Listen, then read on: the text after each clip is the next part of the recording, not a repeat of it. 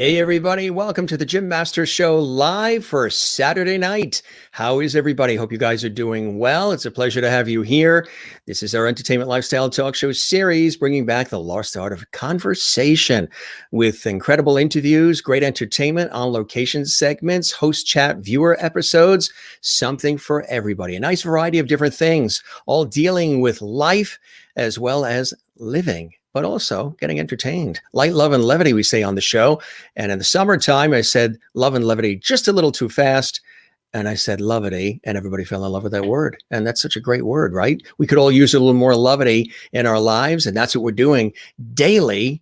It's unbelievable how often we do this show, just about 7 days a week. And we've been doing it since April of last year, and some 300 episodes all available for you on our YouTube channel at Gym Masters TV. You can binge watch great guests from television and movies, as well as music, Broadway, Hollywood, all around the world, as well as culinary artists. And we also have folks from the sports world and comedians and authors and inspirational people and something for everybody. It's a traditional talk show that you may remember, like the ones that Dick Clark did and Dick Cavett did and Merv Griffin and Mike Douglas and Johnny Carson, where we're bringing back, we're not rushing through anything. We're taking time to breathe and bringing back the lost art of conversation. You really get a chance to learn about yourself, about me, the other Lovity viewers. We call them Lovities. They call themselves Lovities. They call me Mr. Lovity. They're part of our Lovity squad. They call this Lovity Hall because, again, I accidentally came up with that word Lovity in the summertime. And we have great entertainment, and we just sort of sprinkle that old school talk show style where we're bringing back that lost art of conversation with a modern vibe and modern twist of today, which is really, really cool. And speaking of that, it's Saturday night. So we toast all of you. We welcome you to the Gym Master Show live. Hope everybody is doing well. I hope you're comfortable and warm and safe wherever you happen to be around the world. It's a pleasure to have you here, and we thank you for joining us on the Gym Master Show live. We've got an amazing guest who's joining us here, Elaine Ballace, Broadway. Well, actually, she's been to Broadway, but she lives in Los Angeles. I'm so used to saying Broadway because we've had so many Broadway people on lately. She is a Hollywood legend. She is a Los Angeles native. She grew up in Hollywood. She's now in Santa Clarita, and she's just amazing. She's a barrel of laughs. She's a barrel of energy, and she's just really a fantastic person. And we're so honored to have her here. So excited to have her here on the show, and hope you guys are doing well. Hope everybody's doing well. Hope everybody's having a good day. Here she is here. It's so nice to have her with us on the show today. And if you're familiar with her work, then you know that despite the pandemic, when fewer movies are in production, Elaine Ballace has been a very busy actress. Her latest film, Free Lunch Express, which was released on Apple and iTunes and Google Play and Amazon Prime back in December, has her billed ahead of Eric Roberts and Kevin Sorbo and Malcolm McDowell. The comedy Love Without Hairs, in which she plays a low-class prostitute and shares the screen for 97 minutes with Anthony Gaeta as her customer, hit Amazon Prime on November 20th. In 2019, the short film Gaysism was produced as a short and was so impressive, it really turned into expanding into a full-length feature film. She's worked with some of the greats too. Yes, Mel Brooks. She's also been on Diagnosis Murder, remember, with Dick Van Dyke, The Rich and the Ruthless, the wonderful web series, The Young and the Restless as well. And and so much more, all kinds of cool stuff. The 87-minute Dared My Friend to Ruin My Life was the highest rated series on YouTube. And Elaine was a regular in the web series, The Rich and the Ruthless, which is executive produced, created, and starring The Young and the Restless and Diagnosis Murder star Victoria Rawal for 3 seasons, with the fourth, already filmed and awaiting dates. So the producer and one of the stars of The Young and the Restless, Diagnosis Murder, was actually the one that created this web series that she was in. And also The Misadventures of Camp Elaine. We've got some clips from that. That's hilarious. 4-episode TV miniseries. Boasted former child stars Johnny Whitaker, who you know from Family Affair, and Rodney Allen Rippey, famous as the Jack in the Box spokeschild. Remember him well. Also, the series spawned her Camp Elaine Style book, which she's going to show us in just a minute. How to Write a Book, Camp Elaine Style, subtitled Everybody Needs a Cheerleader. It's simply a fun romp with 10 short chapters, 37 blank pages for readers to write their thoughts and experiences on as they kickstart their story. They always wanted to write about their own lives, but couldn't find the push to start. It makes a great gift, stocking stuffer, things of that nature during the course of the year, birthday gifts, Mother's Day gifts, and more. Very excited to welcome her to the show. And she's got a special guest with her as well. Oreo is with her, live and direct from Los Angeles, California. There she is. Here we are. Say Welcome. hi, Oreo. Look, Oreo. There is Oreo. Wow. What kind of dog is Oreo? He is a Parson Terrier. He's a cousin to a Jack Russell. And he's very smart. Yeah. Is he waving? Wave to everyone, Oreo.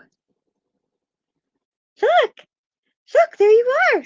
He's like, you're always getting me on TV. You're always getting me on screen. I'm getting bored with it. Do I have a bone, please? Oh, I know. I already gave him so many. He has more treats than anybody. I wish I could stay thin like he does and eat as many treats as he does. That is and funny. He's very spoiled in that he loves steak. That's his favorite. Oh, yeah. But sometimes I try to trick him and give him chicken or fish or something like that. But then he'll snub his nose at it and walk away. So he wants steak all the time. But I don't think it's good for them to have the same thing all the time. No. Does he have his own show I too? cheat with DOG food. Oh, yeah. Yeah. So sometimes he has to have that, and he's not sure that he really wants that, but he eats it. As a matter of fact, I'll give them a plug. Burt Ward, from Batman and Robin, who played Robin. Anyway, he and his wife, Tracy, have a wonderful dog food line called Gentle Giants. And they kept telling me about it, and their dogs lived to be 27 years old. Wow. And so I said, okay, that's what he's eating. And he loves on the soft food, he loves the beef. And Bert was telling me to try the chicken because it tastes just like fried chicken. And so I said, I'll let Oreo try it. So Oreo's the judge and jury, right? Right. But he loves their food. So it's a good plug for them. And I would say to them, oh, are you sure you don't want him as one of the spokespeople for but they have like 100 dogs or something, but they have quite a few dogs. And so I think it's called nepotism. Yes. I think it's called, that's why Oreo's in all my stuff. Their dogs are in all their stuff. So there's definitely, even Bradley Cooper used his own dog in A Star Is Born. That's right. It's right. And of course, you know what dog is spelled backwards? Is God. And they are. They are. And my Saturday night date. Well, we have somebody who is one of our regular cast of characters on the Jim Masters Show Live who played God, George Burns. I met George Burns at a party, and I had convinced someone to invite me to the party, and George Burns was there, and I mean, everybody was there. And I went up to him and I said, may I dance with you? And he said, give me a few minutes. And then he came over and he said, sure, I'll dance with you. And we go to the middle of the floor and he goes, we're just going to do the elevator dance. And he moved his hand up and down. But I was so glad I got to meet him. What a legend, Oh, yeah. Huh? So he greets you. He says hello. He says, you're looking wonderful. Oh, good. Oh, good. I want to live to 100. Here comes some of the levity. I told you about our show is about, good times, fun, education, inspiration, information, entertainment, the whole thing. And Amy says, Lovety time. Hello, all. Tess Labella, our wonderful friend, says, hello, Mr. Lovety, and welcome, Elaine. So happy to be here with you. Loved you forever. You look fabulous. And hello, Loveties. And Tess is a wonderful actress and comedian, a voiceover actress in Florida. And Cynthia saying hello to George and Linda in Florida. Good evening, Mr. Lovety. Good evening, Loveties. Good to see you as well. Linda in Florida. Kathy Short in Cleveland says, welcome, Elaine, to the Lovety party. I'm ready. I love parties. And hi, Elaine and Oreo. Welcome to Lovety Hall from Crystal Nolan, who's in Connecticut. And Merlin said she's watching in Ontario, Canada. She's going to be a great Lovety. They could tell already from your personality. Ontario, Canada. Is she freezing?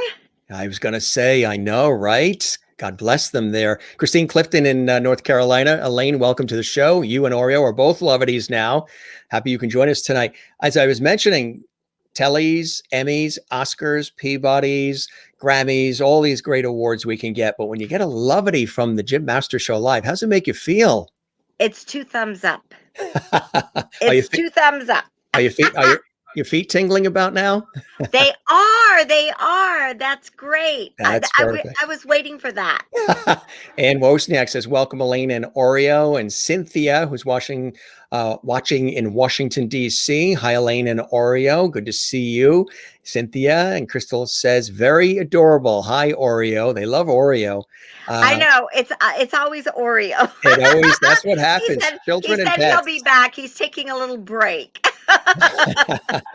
Juanita says, and she's in South Africa. She watches from South Africa. Hi, Elaine and Oreo. Welcome to the show. Merlin says, cheers. Kathleen in New York City. Welcome, Elaine and Oreo.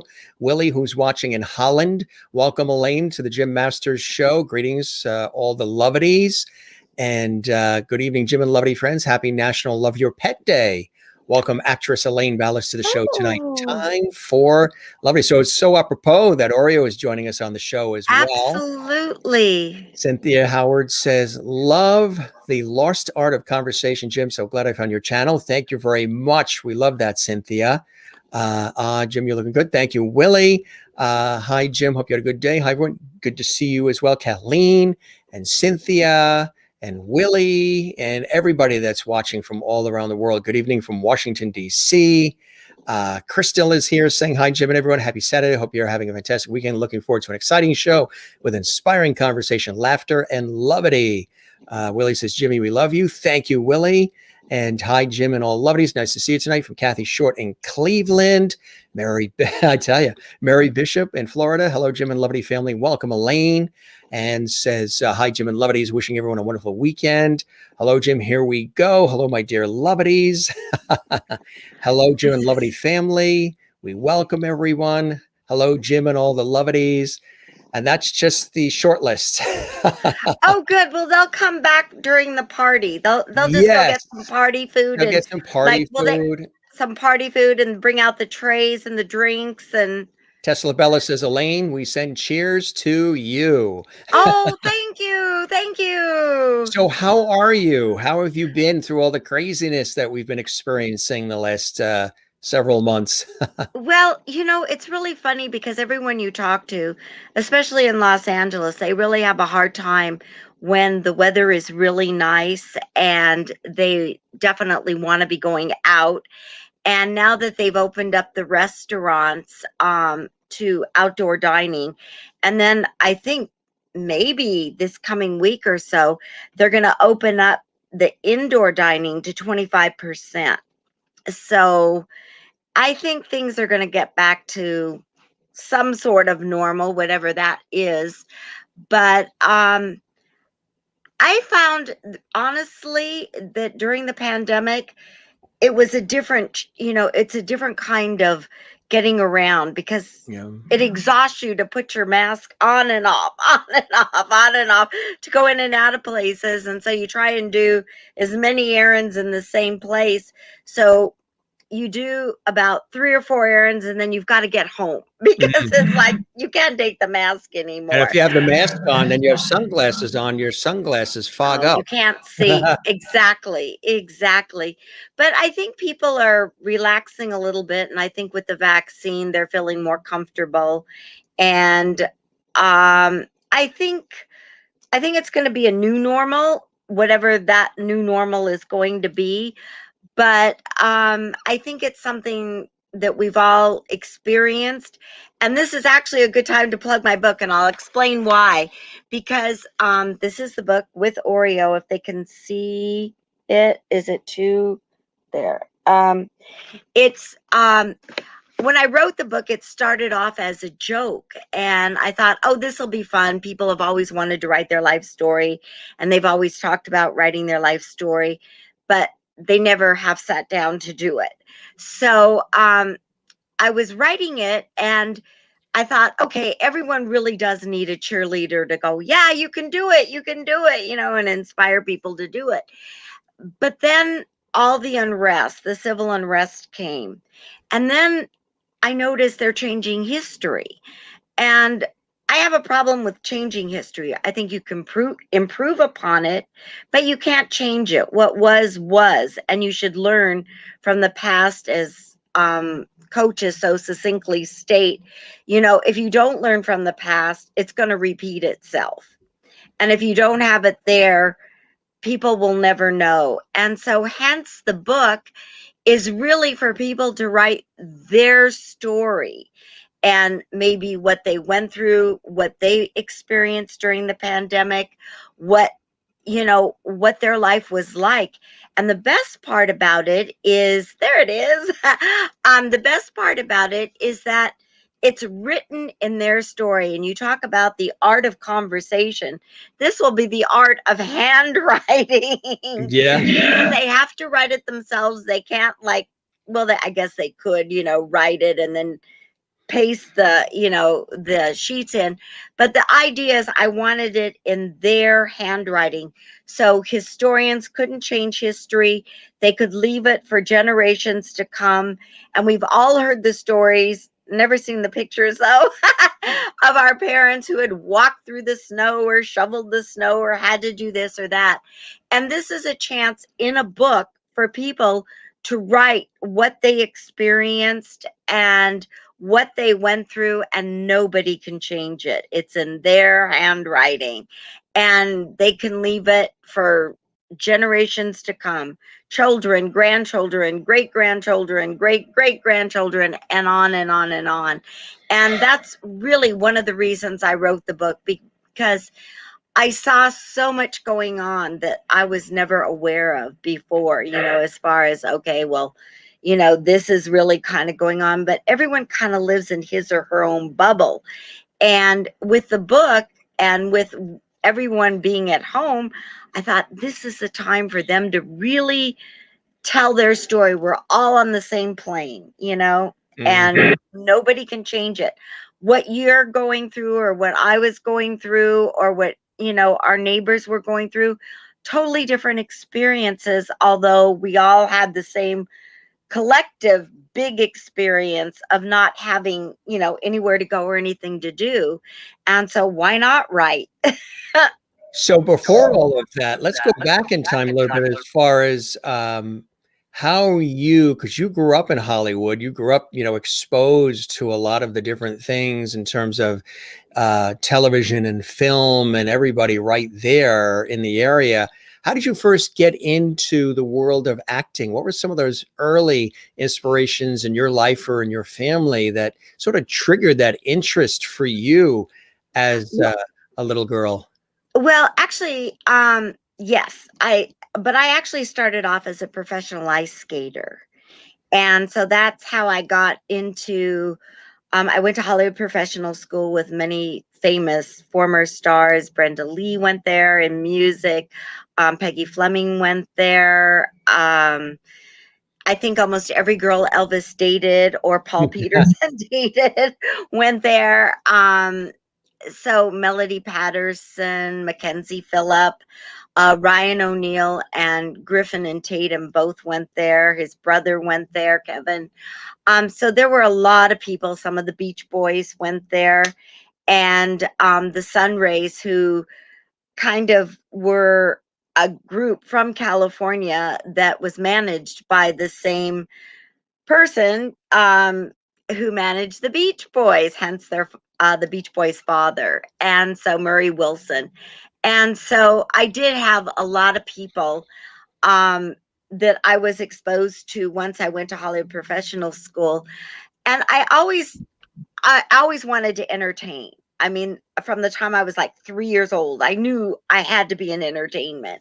And according to my mom, we'd go to and I remember some of it maybe when I was a little bit older, we'd go for big family dinners, for the holidays and stuff like that. And I always made everybody be in a variety show. That's So they fine. all had to do something, everyone had to be in a show. And so we would eat, and I would just drag out costumes. I mean, I don't even know, maybe old clothes or someone else's clothes or something. And here, you put this on and you'll be funny in Mom's this. powder and lipstick. And so everybody had to perform. There was no taking no. I mean, I was a very strict producer director from age 3, I think. And so I always knew that that's what I wanted to do. And skating enabled that because I started doing commercials, and I was always interested, but I always kept the discipline of skating throughout every part of my life, whether it was acting or school or anything, because I always knew that it was me and the ice. And it's usually if I did anything wrong, it was the ice's fault. There Right. was always something wrong with the ice and the equipment, but it's never you. Lastly, it's you, always. And so I learned that discipline, and I just always loved acting. I just always wanted to do it. In skating, it was more physical. I think that's one of the reasons I enjoy comedy so much, because I love physical comedy. I love everything of comedy and the endurance and the hard work that goes into it. As they say, comedy is serious business. Yes. And so I always understood it. And that's kind of how Camp Elaine came about, because everyone say, "Oh, you're so camp. You're so camp," So that's the background of Camp Elaine. Yeah. And so when it came time for the show, it was kind of a double meaning there, in that, yes, it was camp because it was over the top, but it was also camp because of sports. They always say, "Oh, in their camp." Right. That's what I always thought. Right. You're in Camp Elaine. You're with Elaine. You're Right. sort of riding this wave of joy and fun and pleasure. Right. That's exactly what it is. So it's kind of like in our camp, and also it's kind of a little over the top, so it'll be more fun. Don't take yourself too seriously. And that is, to me, the best part. When you say talk about being positive or being joyous, I think the most joyous times of my life are when I'm performing. And if I can make an audience laugh, that's it. So you mentioned commercials came early. What were some of those other breaks that started to get bigger and bigger and bigger for you there while you were growing up in Hollywood, California? Some of those opportunities and some of those productions that came your way early on. Well, we were exposed to it, and the good thing is most skaters have the attitude of like, "Oh, who cares?" You're taking up my ice time. For example, a perfect example of that was, I was already way into acting, but Paul Newman did the movie Slapshot, and different people came to the rink, and no one really cared that Paul Newman was at the rink. It's like, you're taking our ice time away. I mean, that was the attitude. It's like, ugh. The one who was really sweet about it, though, was Nick Nolte, and he ended up not doing that movie. Jerry Hauser did it instead. I think they were both up for the same part or something, but Jerry already knew how to play hockey, so he definitely had the advantage. And skating is not a sport you can just go for like a couple of times and learn how to do it, or you can't really fake skating. You either have the technique and can do the tricks, or you can't, and sometimes even when you're doing the tricks, you're going to have an off day, hence all the people who fall at the Olympics, So it's not something that is a really easy sport to do. And but it was fun. Everybody just learned to love Nick Nolte because he would come and he would try, and everybody was trying to help him. And he was just joking with everyone. He was one of the kindest actors ever, So the skaters really took to him. And another one who came to the rink a lot, I did a skating movie. I doubled for Melissa Sue Anderson from Little House on the Prairie. And Oh yeah. the movie of the week was Survival of Dana. And Was that one of the ones on ABC? The movie yes, of the as a week. matter of fact, I think it was. I Yeah. love those. And so it was funny because the producer was there and he looks at me and looks at Missy and he goes, well, could you double her? So you're You guys kind of look alike, you're in that one? Yeah, I'll have to look for I do that all the skating. because some of those are on YouTube. The movies of the week that were on really? back then on ABC. They're on YouTube. People have I guess they recorded them off air or whatever they did, and they've uploaded several of those movies of the week. And I've been watching some of them, and I'll look for that one. That one, and they did do one, but they caught it late. This was the best. I did a special called, what was it? Oh, Snowden. It was called Snowden. And it was Dwight Haming and Gary Smith. And I went up to them the first day and said, too bad I'm too old and out of shape. This has been my life's dream to have worked with you two, because they were like the highlight of, Variety. And so Gary Smith said to me, oh, he goes, don't say that. Don't say that. You're not too old. And I go, well, a little, for skating. And so anyway, he watched and became a real fan just on the days that we were there and watched me practice and everything. And I got to work on one of the days that hardly anybody was there. I think I was one of the few skaters who was left. And when he introduced me to Dwight, and Dwight said, well, would you like to come in the booth? So I said, oh, I would love it. And this guy could find Waldo. I know why they were such terrific, producer directors, because this guy could, do, he goes, that leaf, what leaf? I didn't even say it's not right.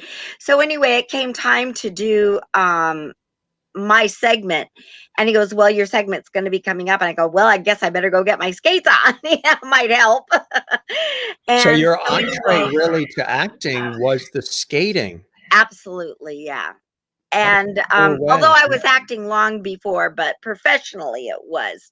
Wow. And so as I was walking out, I said to him, I said, my life's dream was to have been in a Hamian special, and this is it, and I'll probably never do another one. So do you think you could just get one of my spins, because I was in the Guinness Book of Sports Record for most revolutions per second in a spin, but I knew that I wanted not just a fast spin, but a really special spin. And it was called a layback, and well, it still is called a layback, but they were very different. Skating has changed so much now, like other things. And he goes, you got it. And he did. And it actually was the opening. And someone found it, but they came in too late because it was the very, very opening of the show. So if there's anyone out there that might have recorded it too, the very first spin is mine. It's yours. I would have a copy.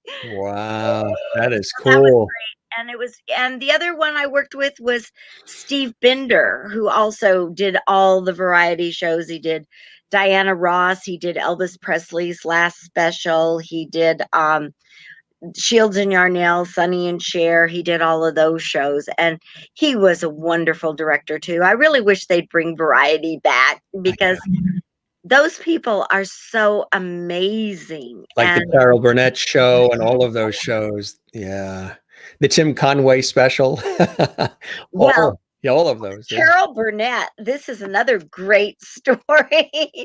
I think one of Carol Burnett's daughters either loved skaters or did skate, because I remember going to lunch with some skating friends of mine who were in ice capades, and one of her daughters was there, and I said, "Did she skate?" I mean, I was trying to figure out the connection, or if she just liked skaters and, or they just helped her, because everybody says, "Yeah, come on, let's go skating." Right. But the best was one day we were walking down the street, and if you remember on Sunset, there was a very famous restaurant, Spago's, and Oh, a yeah. friend of mine and I we were kind of waving, and these two guys waved back, and we were just walking, and then she says, "Come on, we're going to go into Spago's and meet them." And I went, "Yeah, like they're just gonna let us in." And she goes, "No, no, no, come on, we'll do it." So we go in and we're talking, and they were really nice gentlemen. I mean, very proper and everything. And it was so nice. And this one guy introduces himself, and my friend introduces herself, and I introduce myself. And the next gentleman says, "Hi, I'm Bob Mackie." And I almost fainted in his food. I went, "Oh my Bob gosh, Mackie. Bob Mackie." And so I said, "I would die to have you do a dress for me one day, just to have a wonderful Bob Mackie dress." And so anyway, he said, "I would love to do it for you." And I go, "Okay, now I just need a place to wear it." So jump cut, as they say. Um, Hollyood Professional School in 2000, we put on a reunion for all the people, many of the former Musketeers, and just everyone who really, went to HPS. It was one of the biggest reunions. And so I thought, well, what am I going to wear? I have to get something great. And Bob Mackey's studio was literally one main street over from where I lived. And I used to walk around it all the time. So I called up and I thought, this is my chance, to get a Bob Mackey dress.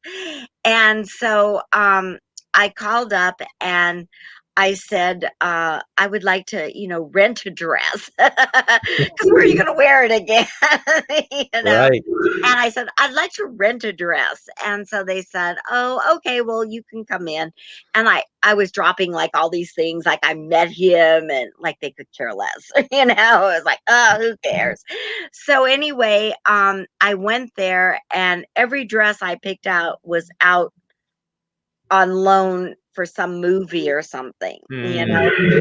So this guy who was initially in charge goes, "Well, it's closing time. I'm going." He goes, "Just see if there's anything you can find."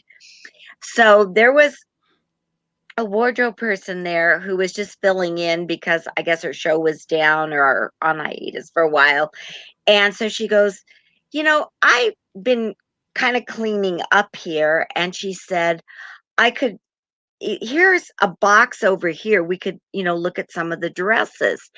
And I said, "Oh, okay." And we're going through, and I saw this one dress. It was beautiful. It was very similar to the pattern in this, only it was navy and it was hand beaded, gorgeous dress. So she goes, "Well, here, why don't you go try this on?" So I go into the dressing room, and there are mirrors all over in the dressing rooms there with beautiful lighting and everything. And I just go, and she goes, "Oh, are you okay?" She's knocking on the door. "Are you all right? Is everything okay?" And I go, "Oh my God." I really felt like Cinderella, at the ball. And so she goes, "Well, come out." And she goes, you know, and so I said, "I'm taking this." She goes, "Oh my God." She goes, "You look so stunning. I've never had that effect with anything I've ever worn." And so she says, "Well, I guess I forgot what the price was." But anyway, she says, "I think that's all the price is." And so I said, I'll take. So the next day, I get a call. The guy goes, honey, he goes, I can't give you that dress. And I go, why? And I'm telling him it's for Hollywood Professional School and everything. And he said, I mean, everybody went there, starting with Judy Garland and Mickey Rooney. And I said, yeah, I have to. I have to. I'm hosting it, the whole everything. And he goes, honey, he goes, do you know what that is? And I go, what? And he goes, that's a $10,000 original Bob Mackie. Good taste you have. Good taste. So anyway, I go, so what does that mean? I'm not giving you $10,000 for this dress. And so he goes, well, let me see. So I said, well, I'm bringing the producer director of the talent part and who's helping me produce this show. Let him see it. So now we go in, I think it was the next day or maybe the day after, and they have all these people for whatever reason. Everybody was at Bob Mackie's studio that day. And I go in, I try on the dress, and again, have to hold the gasp. And I come out, and everybody, including the guy who was in charge, went, oh, it was truly a Cinderella moment. I mean, Yeah. I've never seen anything. And even with pictures of the dress, it didn't do it justice because it was so beautiful. It was like a midnight blue with black and hand beaded and a beautiful skirt. It was the best. And so he said, all right, only because you look so good in it. But you're gonna have to get it cleaned at the Yeah. place that we want. And they charged me a little bit more than I thought, but it was still better, considering it was a $10,000 Bob Mackie original. So it's Wow. funny how it kind of made a full circle. It did, huh? Variety, Bob Mackie, the dress, HPS, Uh, skating. uh, you mentioned Camp Elaine, and we actually have a couple of different clips actually of you doing several different really cool things. First, we have the sizzle reel, which I want to show everybody so they can get a good idea of your. I mean, would you say that you lean comedy, right? Though you can do drama as well, but you really lean comedy. I love comedy. I Yeah. love comedy, and I really believe that laughter really truly is the best medicine. And if I can make people laugh and enjoy themselves and poke fun at things but have a good time, the whole idea is having a good time. So, yeah. Coming up, who were some of the ones that you really enjoyed? I mean, were you the fan of Phyllis Diller and some of the Well, others? I met Phyllis Diller, Did you? and she was just such a lovely, charming woman. I Yeah. met her a couple of times. I had also interned on the Woody Woodbury show when I was just a kid, and one of the guys who went to HPS, his mother worked for Ralph Edwards at the time, and so she kind of like let people if they were interested in learning about production and everything. So I got to meet a lot, but I'd have to say, of course, the usual, you know, Tony Fields? Toady Field. No, more like I Love Lucy, Lucille Ball. I love the I Love Lucy show. And it's really funny because only in reruns, because I was too young, but in reruns I would watch George Burns and Gracie Allen, and I Oh, loved Gracie. I thought she was just like the best. impeccable timing and everything, right? Oh, the best. And Yeah. I think that's one of the reasons I really was so excited when I met George Burns because I go, "Can I be your Gracie?" Can I be your other Gracie? Because she was so amazing. Absolutely. And, and I also even had the opportunity of meeting Mary Tyler Moore, and she Mhm. let me come sit in on their sets and stuff and learn about, What was you that know, like for you? it was amazing. And she Yeah. did ask me, she said, well, what is it you want to do? What would you like to do? And I go, be you, Everybody wanted to be Mary. be you. Did you And wanna live in Minneapolis too? no, But her sound stage was kind of back to back from where I lived when I lived in Studio City. There was Okay. a river in between, but that studio, and literally her sound stage was kind of like, it was far, but in the same Yeah. angle as where I lived. So, we were kind of neighbors indirectly. That's cool. That's cool. So that must have been cool being on set and experiencing that, huh? It was great because I really appreciated how hard she worked. That's why they say, comedy is serious business, but how hard she worked and how seriously she took everything. And she really wanted everything to be perfect. And so did Grant Tinker, because they were married at the time. And so they worked really hard, and he really knew how to push her and get the right people around her and everything like that. So it was really great. I Yeah. love the fact that she was a dancer, so I could relate to that because I was a skater. Right. Yeah. And so it was really nice. I've had the opportunity of meeting a lot, and of course Mel Brooks, who's my favorite still. Tell us about that Mel Brooks meeting and involvement with Mel. That's amazing. Well, it's really funny because I was on an audition over at Fox at the time, and just really a young kid. And I couldn't find the place I was supposed to go to for the audition. And I just said, I don't care. The next room, I'm just going to go in if somebody's there and ask them where I can find this room, because the numbering system was a little strange. And so I walk in and I see all this Blazing Saddles stuff.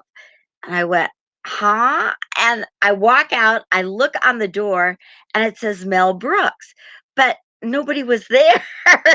So I go back in, and by then his assistant comes and she goes, "Can I help you?" And I go, "Yes, Mel here." And so she goes, I'm "No, here to I'm see, I'm here to sorry." see Mel. I just dropped in, I know this is the right place. And honestly, I would have rather stayed and talked to Mel than go on the audition. That would have been my favorite. Yeah. And it was funny because I had already seen Blazing Saddles. And so it became my all-time favorite movie, and it still is. Even though I was in four other movies of his, Saddles is still my favorite. Tell the audience the other movies you were in of his. Well, in his, I was in Spaceballs, which a lot of people know and love. I was in Life Stinks, and I was in Robin Hood Men in Tights, which is probably the most fun set I've ever been on. I mean, everybody was so great. Carrie Elways, um, Roger Rees, Dick Van Patten, um, Bob Ridgely. I mean, all these people that were Yeah. there. They were Amy Osbeck. She was terrific. And it was just, I was in the scene, the wedding scene. So it was outdoors. And ironically, it was up in Santa Clarita. I didn't live up here at the time, but it was in Santa Clarita. And it was an outdoor shoot. And normally they never let you bring a camera or anything. But Mel, I guess because it was outdoors and everyone was just having such a good time and they had all these animals and stuff there, he let everyone bring cameras. And so it was just like summer camp. Everyone's taking pictures with everyone, and we just had the best time. It was really, really fun. And then the last one I did with him was Dracula Dead and Loving It. And so that one was really nice with Leslie Nielsen and Mhm. Harvey Korman and Fantastic. everybody. But I have a funny story about Harvey Korman. Harvey Korman, there was a show that Mel Brooks did with Alan Spencer called The Nut House. And I just wanted to be on it. So I call up and they answer the phone, Nut House. And I just was laughing so hard I had to hang up on them. And so I go, okay, now pull it together, Yeah. Elaine, call. So I pull it together and I was still laughing. So finally I just called Mel and said, Mel, I go, I really want to be on this show. I know there's a part for me, you know. And he goes, all right, you know. I go, could you get me an audition? You know, it's not, I even had to audition. He goes, well, I'm not exactly totally hands on, but I'll get an audition for you. So I said, okay, great. So I go to the audition, and I got to meet all the other people, and it was so exciting. And every time they'd say nut house, I would laugh. You know, it was like Yeah. instant gratification. You know, and so anyway, everybody, I didn't say anything to anybody, and I guess the director was a little nervous that, you know, my scene was with Harvey Korman and somebody else, I forgot whom. But anyway, so the scene was with Harvey Korman, and so I had to carry a mannequin, and those things are heavy. And so he wanted me to be comfortable with Could you it. imagine working in a department store, what they went through? Oh, I know, you know, and the people, I think that's why now they have people just to dress mannequins or move them or do whatever. And so anyway, so we do it a few times, and so the director says, "Are you comfortable?" And I go, "Yeah, let's just shoot it." And he goes, "Elaine, what's missing?" And I go, "I don't know, what?" He goes, "The other actors in the scene." And I went, "Ah, they'll just get in my way." I have the mannequin, that's enough, you know? Can't worry about everybody. So anyway, they Harvey Korman, and I forgot the other person who was in the scene, but anyway, comes down and he says, "Everybody, I have an announcement to make." So of course everybody's listening because, you know, he's the star. Well, he and Cloris Leachman, but I don't think she was there that day. And so anyway, he goes, "See this girl here?" And they all look at me. He goes, "She's a spy for Mel Brooks, so be on your best behavior."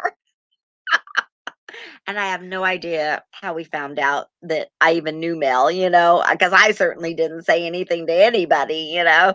But Right. it's funny how those things get around. So then I think it was, I don't know, maybe a year or so later, Harvey was in uh Dracula Dead and Loving It.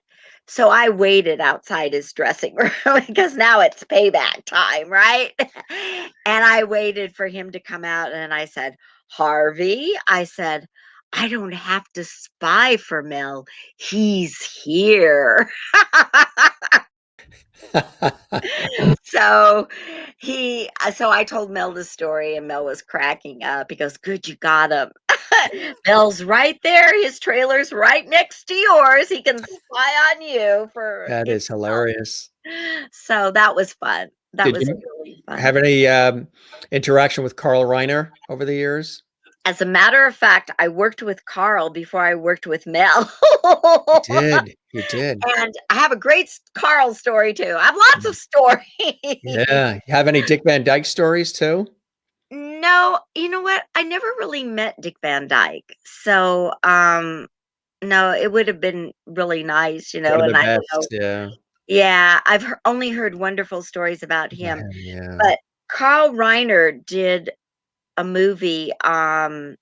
Oh gosh, I can't remember the name of it. It was so long ago, but it was Henry Winkler starred in it. It was about the wrestling movie. Originally, it was like Gorgeous George, but it was Yeah. something else, and it was called something else.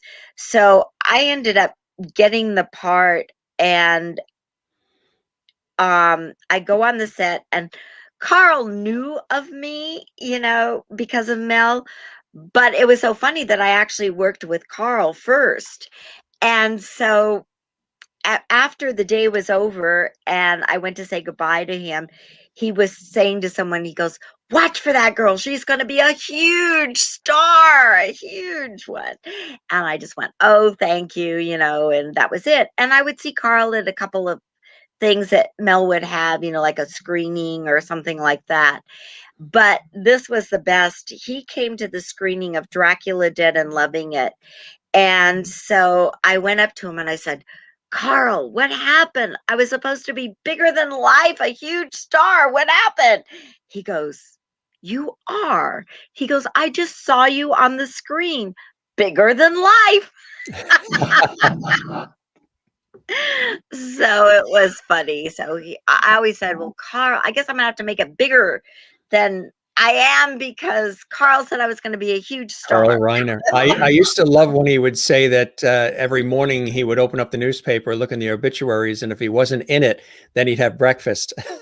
Right. And I mean, he was really lucid and bright and Right to aware. the end. Right So to that the end. just, I Yeah. mean, he was tweeting, like Yeah. Yeah. hours Yeah. before. Hmm. So it I was, know. I know, it's just so sad because I don't think there are legends like that really now. I don't know, maybe.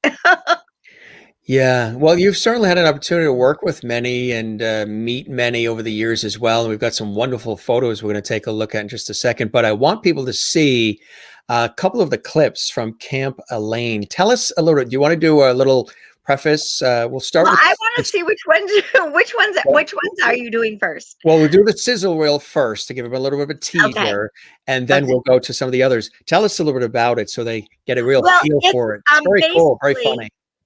it's basically other than I'm from California, but it's kind of what someone would really dream of. I mean, even though people think that you have to come from somewhere else in And order to then come to Hollywood to dream, you can still dream here, but in order to keep it in the Hollywood vein, the very first part of that one is she comes to Hollywood and discovers Hollywood, and then she meets her like alter ego who says, you have to have passion, you have to have talent, you have to check out the competition. And so that's the first I think there might be some stuff in it in the sizzle reel from the very first episode. And then it's kind of what one goes through in the struggles of being and making it in Hollywood. And that one in the sizzle reel is about how she goes to a gym or tries to go to a gym, and then how she has to take little side jobs to keep mm, herself going until the real job comes through.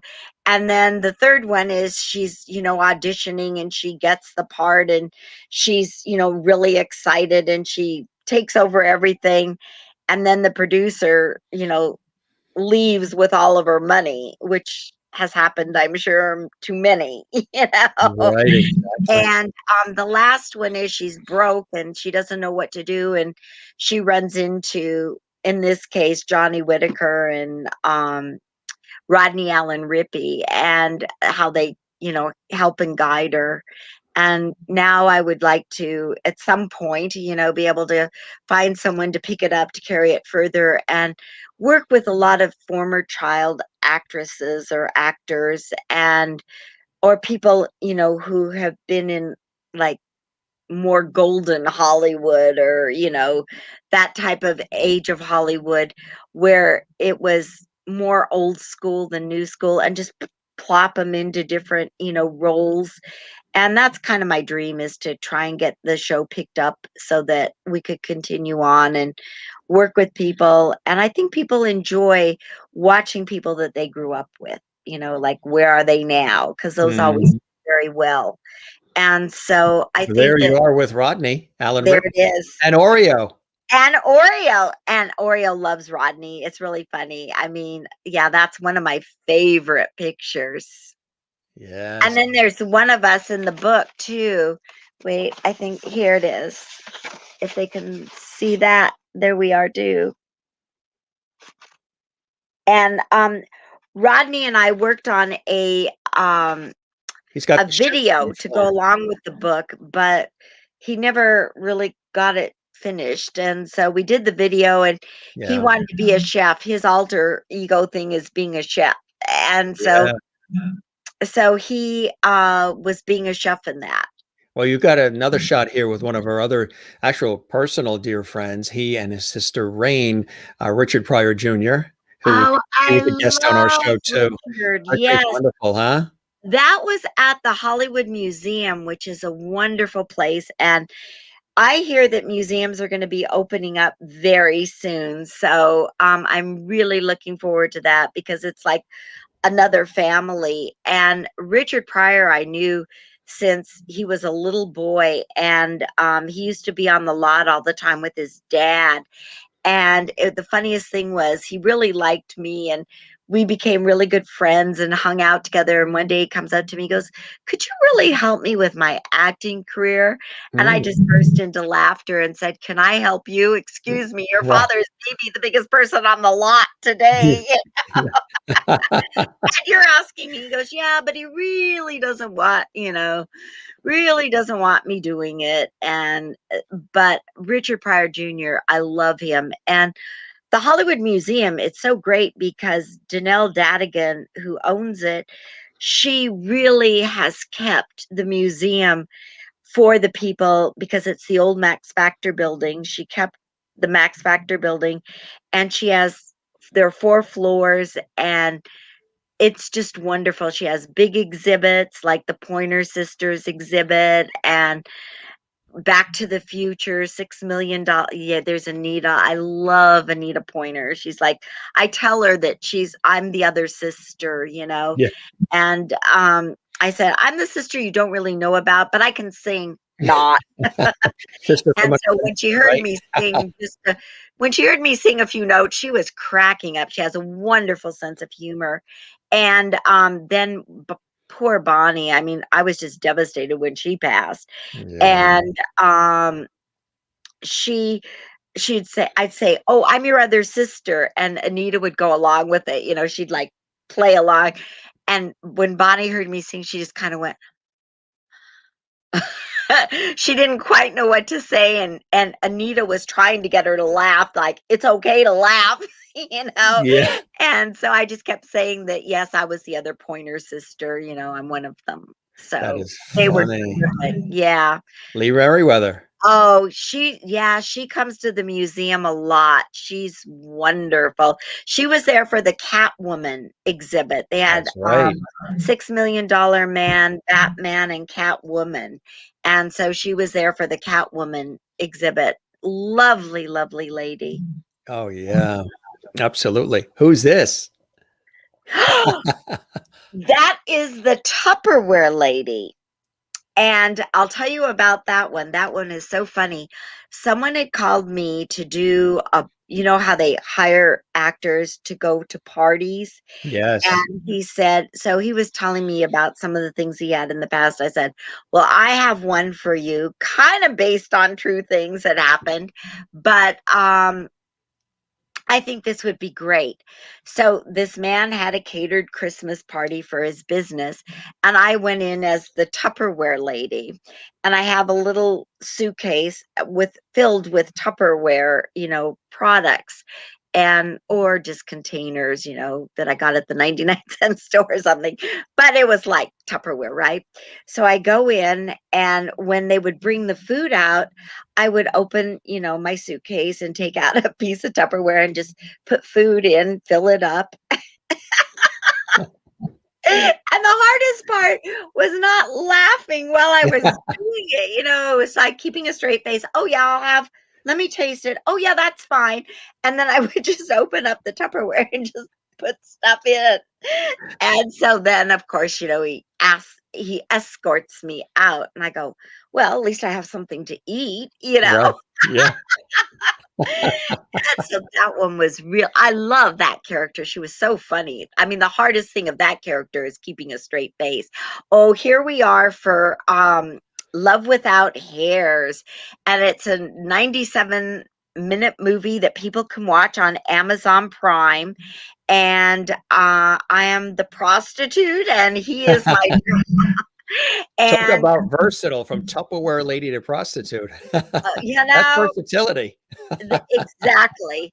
And so anyway, it was really funny about that movie because the director is from Spain, and the writer is the son of the famed director Louis Buñuel. Mm. And I don't know if they're familiar with um Diary of a Chambermaid or, Mhm. Belle de Jour. And Sure.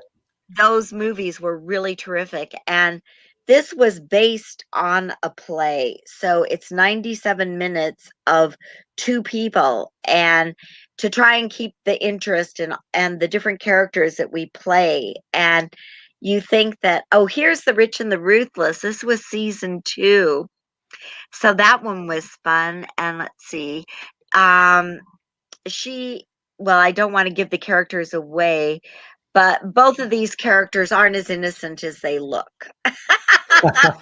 Ah, Let's just say they're not as innocent as they look. yeah. They were both very nice. That was from Well, I love that expression from the other one. You there on the with the feet up in the air too?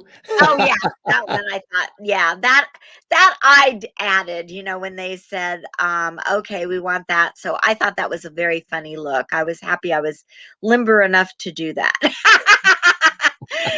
But on that one, believe it or not, I People mean, must love your laugh too. They've commented on your laugh, right? They love your uh, laugh. Yeah. do they like it Yeah. or hate it? No, I mean, even people in the industry must love the laugh.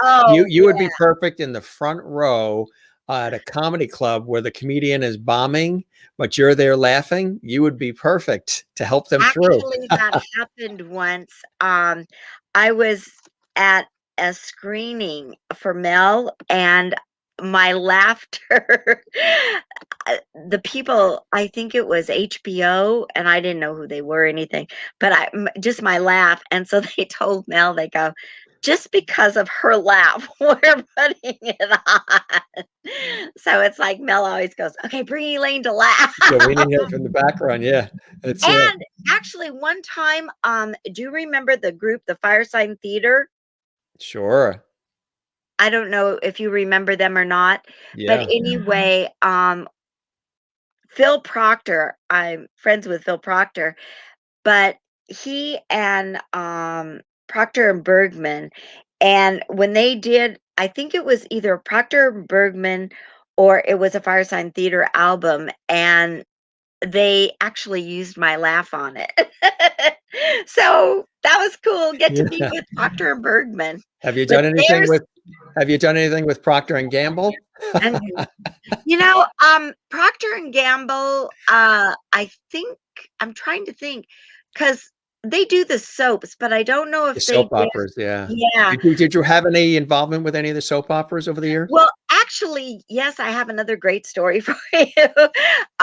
When I graduated from SC, I knew that I just had to act, but I had already interned with on 2 different TV shows, and I'll tell you about the other one later, but you knew about the Woody Woodbury one, and so, there was a friend of my parents who worked on the lot at Columbia, and I went to see him, and I said, "You've got" he worked I forgot what he did, but anyway, Days of Our Lives, he was very good friends with Betty Corday. And so I said, "You've got to introduce me to her. I've got to be on I've got to work." So he goes, "All right." And so as we walk in, I go, "Oh, and by the way, tell her I'm your niece." Because I figured that would help. You can't say, "Oh, this is my friend's daughter." I That said, still "Oh, works, huh? once you have a good line, don't My ever my don't uncle sent me. Yeah, exactly. But now none of that would work. Now you need to give a No. blood Yeah. test and everything else to get on a lot, but in those Right. days, it was much easier. So he marches me into Betty Corday's office and says, he goes, "Hi, Betty." He goes, "This is my niece, a would-be actress." I go, will Yeah, be." yeah, it would be. And she said, I like your attitude. Show up tomorrow at like 6 o'clock or something, which I usually don't do mornings, but But for in Days those of Our Lives, days, you would, yeah. you know, and so I did, and I was on that show for a little while, and from that show, it was really fun because Did you get Wesley killed Ure, off or were you involved with somebody's husband? What was your role? they were just kind of sending me like I was a nurse. Somebody was in the hospital or something, and I was a nurse, and I forgot even what the storyline was, but it ran for a little while. I would say like a couple months, Did you and meet so that was Deidre really Hall good. and some of the others? Yeah. Yeah. Mhm. And, but the best part was Wesley Ure, who played one of the major stars' son or grandson or something like that. And so he and I were close in age. And so he goes, "Come on, we're gonna for lunch." And I go, "Oh, okay, where are we going?" He goes, "Come on, we'll go on the main lot." And I said, "Okay," because Days of Our Lives had their own sound stage. Yeah. And so we go over and he goes, "Come here, I'll show you the most fun thing." And it was Johnny Carson's set. And so we kind of alternated being Johnny and the guest. And then he goes, "I think we better go before security finds Before us." they come in, before Johnny pulls up in the Corvette from Malibu. Yeah, exactly. But it was fun. We both got to play Johnny and we both got to be the guest on the show. But unfortunately, I don't know if Wesley was ever on, but I was never on with Johnny Carson. At So that was kind of sad. the NBC studios. Did you get a chance to meet some of the talk show hosts over the years, the Merv Griffins, the Mike Douglases, or any of them over the years? Um, I did meet Johnny. You I did. met him, but I was never a guest on the show. Oh, yeah. But I met him and well, Woody Woodbury, and Mm. that was it. I Ed think McMahon. who? Ed McMahon. Yeah, I believe I did meet him. Just at NBC because there were a lot of different things different shows. Like you were talking about Dick Clark, and he used to do game shows. And Yes. so I was like the queen of game show run throughs. It was like I hundred was thousand always dollar pyramid he did, and all of them. Yeah. right. Right. And so, but when they were just trying out new shows, I got to do them, and they were on the NBC lot because his office was right across the street from NBC. So I did a Really lot cool. of different things at NBC. So that was really fun. Actually, I did a commercial that was a non-skating commercial as a kid at NBC as a little girl. It was for Ford, and it was when they did, I guess, commercials that they would just pop in the shows there. And so I did that at NBC. I loved that studio, but it's no, I mean, the studio is there, but NBC isn't. They moved to Universal. They're on the lot at Universal. They used to be. They were in Burbank, right? Right. Yeah, Burbank. And now Yeah. they're Universal has changed so much. It's so big now. I haven't been there in a long time, but I have a great Universal story because now, when you go to the gate, you have to show a picture ID and they run your license to make sure you're not some criminal or something. They But do one that. day I was so late for an audition and the guy goes, "Do you have a picture ID?" So I whipped out my 8x10, which is going to be on the other thing. And I go, "Here, do I look like it?" And he goes, "Yeah, okay." Yeah. I guess he figured, forget it. She's hopeless. She's innocent. She's innocent. Let her in. Just let her in. But there used to be a guard that everybody knew. "Hi, Scotty," and everybody would go on the lot. But times were so different. They were so innocent, so much fun. And I mean, I did meet Bill Cosby and ended up working for him because of my innocence. Yeah. And it was, I mean, the stories and it was very sad, but I must say he was very kind to me in that even though at first when I met him and it's like, "Oh, here," he's trying to give me food, booze, whatever.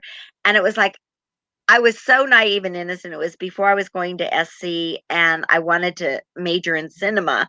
And SC had one of the best cinema departments. And so I would go on any lot I could or any set I could just to see what they were doing and learn as much production. And I left early and because he realized my focus was skating at the time and then going to school. And so he said to my friend, he goes, "What happened to her?" And I said, "Well, I had to go skating." I mean, Right. I couldn't stay there all day. And so he invited me down and said, "What do you want to do?" And I told him, I was going to SC. And he allowed me to intern for them, for the summer before I went back to SC. And the best part, I think, I learned so much that when I got to SC, all the classes that I had to take as an undergrad or a lower division, I already knew. But I did learn that Warner Brothers and Universal and different studios had different ways of doing things, but it was a good experience. But the best part, I think, was meeting Quincy Jones. Yeah. And he was so terrific. And it was so funny because he and I got to be on the same, I don't know, circuit. I think he might have taught at SC music or had a class there. I don't know what he did, but he had something to do with SC. And so we kept going to all the same screenings, and it got to the point that he'd go, "Hi, Elaine." I go, "Hi, Quince," and he let me even be on some of his Did you also get to call him Q? No, I think Oprah gets to call him Q. But but it was Quince for me, that's as far as it went. But the best part was when I was at SC, I got to go to the Oscars. And that was the year that he and Ray Brown and Joe Pass, because they worked with Quincy all the time. And they were there, and he was the musical director.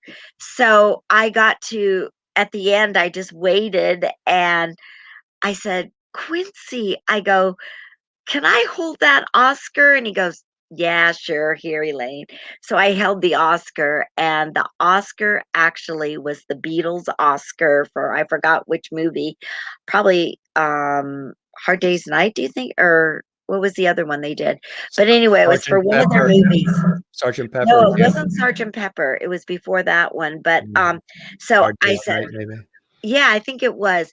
And so I said, my big claim to fame, thanks to Quincy Jones, was holding the Beatles Oscar before they did. Because they didn't come to the Oscars. So I guess they had to mail it to him. Yeah. That's a cool story. I want to show folks that cool sizzle reel to see you in action. We've got quite a few different things to show you guys, some really cool videos from Camp Elaine and company. And let's start with the sizzle reel, Elaine. I think they're going to get a kick out of this. Okay. Get ready to laugh, everybody. Yes, please laugh. Hop on the bus, the Lovity Bus on the Jim Master Show Live. We're going to Camp Elaine. There we go. And you are? Camp Elaine. Camp? Camp Elaine. Okay, that makes more sense. There's Hollywood! Look! There's Hollywood! Hi, Hollywood! Hello, darling. And what can I do for you? I want to be a star! Hi, I would like to see a salesperson about joining the gym. Is there someone available? Golden Show! Hi. Enter. Do you have any pre-existing conditions? Kind of, and not really. Okay. Oh, good. That's Okay, confusing. That's just what I was hoping for. A torn meniscus in my knee. I have 3 bulging discs in my back. L2 through 5 collapse. But I have my hip replaced, so I'm good there. But not a problem. We just need to sign this waiver for us. What do you want to do? I'm looking to act. Picture ideas, please. Do you recognize me? I recognize the Boa. How about now? You were hotter like 30 years ago. 20. Get your eyes, Jeff. My dedication, my passion, my everything is acting. I'm really a singer who dances and acts? No, I'm really a dancer who sings and acts? Any one of those would work. Passion. Make sure you have passion. Oreo, he's really good. I just did a one-woman show and I thought everything was going to be great. It was sold out every night. And the scumbag producer left with all my money. So, Do you have a place to stay tonight? Not exactly. I've got a niece who lives in Koreatown, and she's looking for a roommate. Do you like kimchi? I don't know kimchi. Bye, have a good day. We'll see you next time. Yeah. Whatever.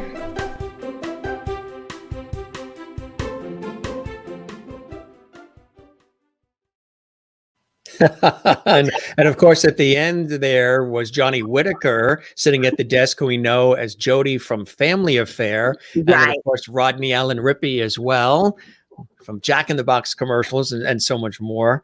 So that's really cool. I have another clip too. I want to lead into another clip that we have of you in action. And that's this one says Camp Elaine Toe Part 1. Oh, it should be 2. TOO. This one says toe, but That's funny. But you and I were chatting at like 2 a.m. or so. That's why it says toe. Yeah, Camp Elaine Toe. Okay, let's see. Getting a leg up on the situation. There you go. Bump. Do you want to say anything about this particular one? Are we going to show the whole thing or? Sure. Okay, let's show the whole thing and then we'll talk about it. Okay, so we'll surprise our lovely viewers. Surprise! Here we go. Okay, here we go, everybody. Camp Elaine. And 5, 4, 3. Wait, what happened to 2 on 1? Ay, Mariana, okay, all right, everybody, let's start. Let's back to 1, everybody. Okay, here we go. Wait, is that 1? Do I come out now? Someone talk to her. Someone please talk to her. Is she really blonde? Is she really blonde? All right, here we go. Take it from the top. Okay. And 5, 4, 3, 2, 1. What was that? I don't speak Spanish. Okay, everybody, let's do it again from the top. And 5. Wait, are you counting 2 and 1 or am I counting 2 and 1? You count 2, 1 in your head and come out. Then we start the show. Awesome. I'm fabulous, good to go. Elaine. Thank you. All right, everybody, here we go. Okay. And 5, 4, 3. Ta-da! Well, here I am, and welcome everybody. This is my welcome sign. This is all I have. So, you know, it's been a while since I've done a show. This is Camp Elaine 2, meaning not TWO, but TOO, because I did a show similar to this, but it was a while back, but we had so much fun we decided, hey, let's try it again. Okay, but because it's kind of been a while, I kind of don't have a set. And I really don't have any numbers, but I do have my cell phone. So we'll call some people and see if they'll come and be my guest. Okay, let's see. We'll start with A.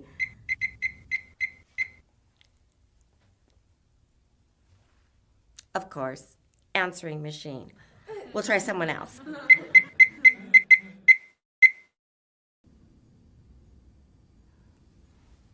Not home. What am I thinking? This is LA. Nobody answers a phone in LA. But you know what? If I should call you and you answer the phone, you could be my guest. Okay, we'll try one more person.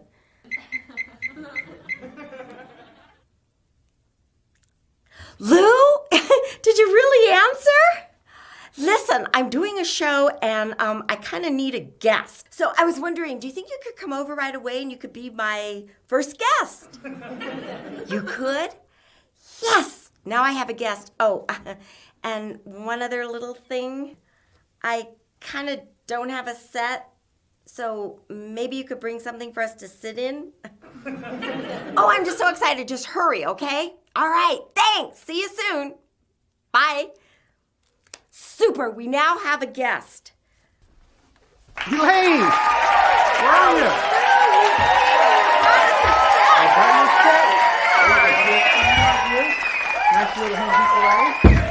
Dare I ask, whom you repoed this from? Well, this was unwillingly donated. But you're the repo man. That's right. So, like, Well, what does the repo man have to do with me bringing you some furniture? well, I thought maybe you repossess some furniture and we could have like a great little set. You got it. So what else do you want me to tell you today? Well, I was hoping that you would tell me that you were doing something else that was a little more fun. Oh, Maybe not quite shit, I such just a- had a blonde moment. By the way, did I tell you that I was doing stand-up comedy? It looks like you're sitting down now. Okay, stand up. Did I tell you that I'm doing stand-up comedy? Well, I heard something about it. You know, and I'm pretty good at it too. Well, At least I want to believe that. Okay. well, I'll be the judge of that. Well, no. If you don't laugh, I'm gonna repossess your car. I'll laugh. I'll laugh. That's Have a every- good laugh. That's right.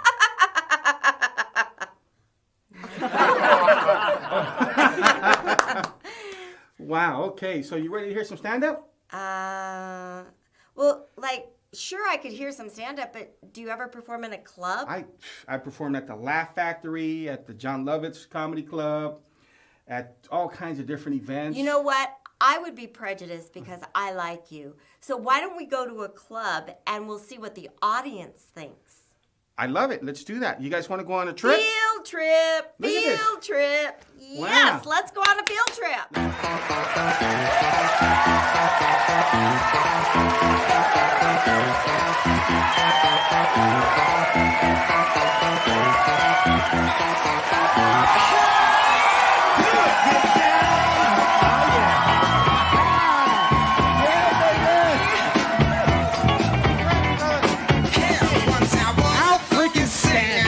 That's what I'm talking about.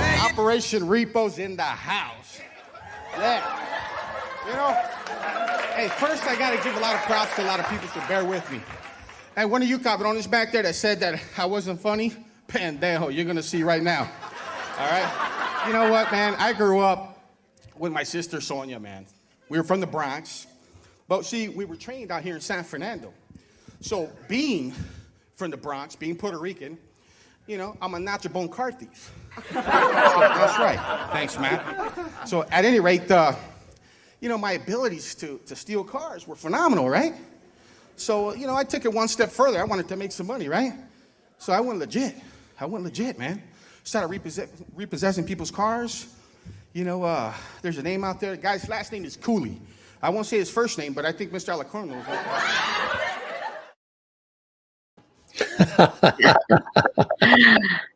Well, you want to hear something really funny about that is with Lou, because he really wanted to direct. And so we were talking and he goes,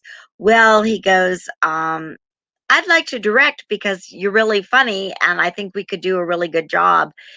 But I guess he got back into Operation Repo, so he didn't really have a whole lot of time to spend on Camp Elaine and really push it like he thought he could. And so it didn't happen.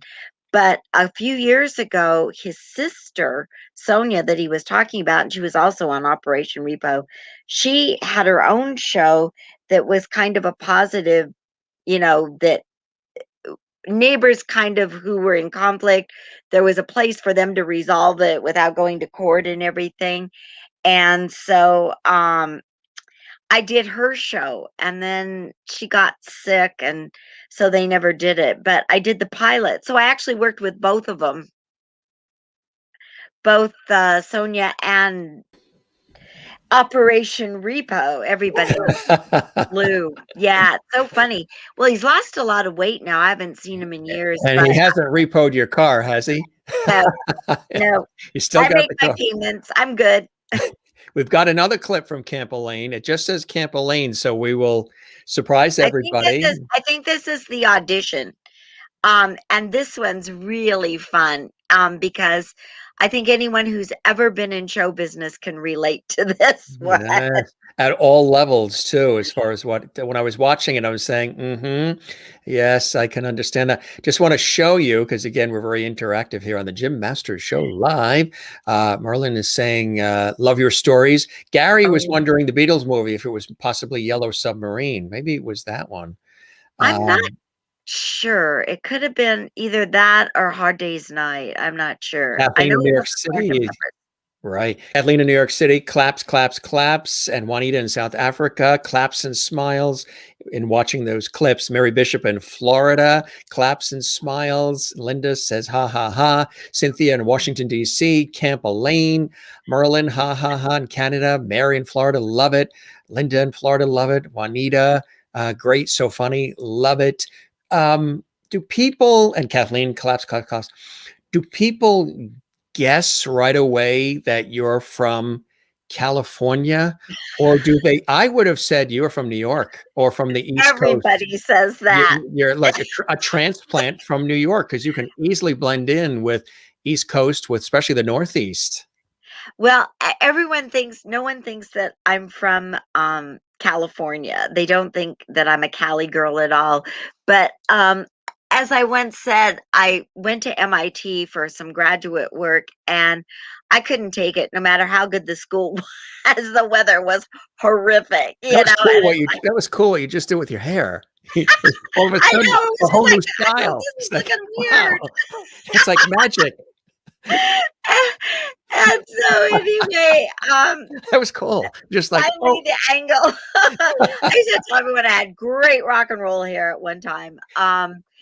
But I'm a Cali girl in that I like the warm weather. But everyone thinks that I have more of a East Coast vibe because I have more energy and you do. everyone's so laid back in California. And I go, yeah, but that's only because they're not driving on the freeways. You should see the people driving nowadays. They're just crazy, And we used to have really good drivers in California, but ever since COVID, I must say, I think they all need to go back to driving. I was going to say, you do have a definite East Coast vibe, and maybe there are relatives that go back to the East Coast, I'm sure. But I can also see you like in a sitcom as a main character. I would love it. I'm available. You know what I mean? I could see, because you have a unique standout personality, and I could see you in, a role of, That's why Love Without Hairs, I really hope people will watch on Amazon Prime because it's so great. And it's just 97 minutes of this insane woman, which is high.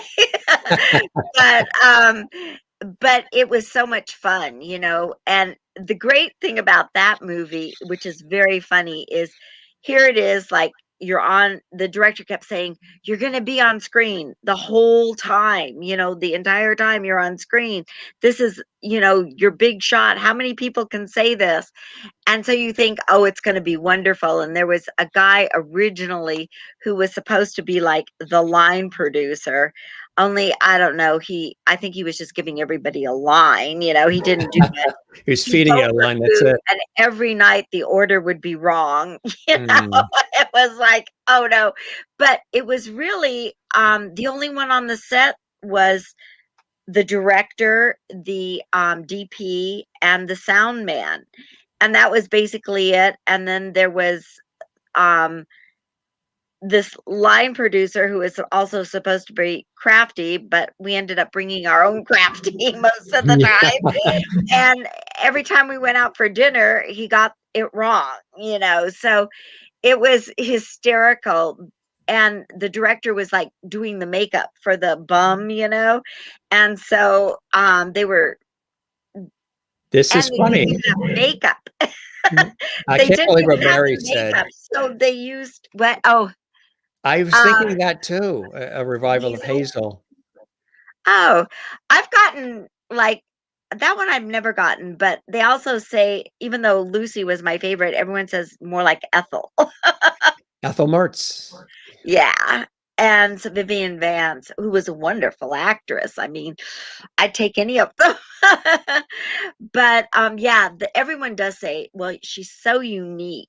And it's just, that's one of the reasons I love Camp Elaine and would just love to work with all the people, because I do think that I'm different, and a lot of people just don't really get me. I mean, Mel gets me. He really does. He's one of the few people, and he goes, Elaine, you're so funny. And I go, oh, Mel, these are all your lines. I'm just sort of changing them a little. They're all lines. It's something you would say. Yeah. But he really is the greatest, I must say. I was Mel Brooks. really blessed to have him as a friend, and Mm. really missed the COVID because he's kind of hiding out. Everybody's sort of hiding and not coming out yet. Well, we've got another fantastic funny clip of Camp Elaine, everybody, for you, and enjoy it. Our special guest, actress, producer, director Elaine Ballace, live and direct from Los Angeles, California. I am Yes, Callie.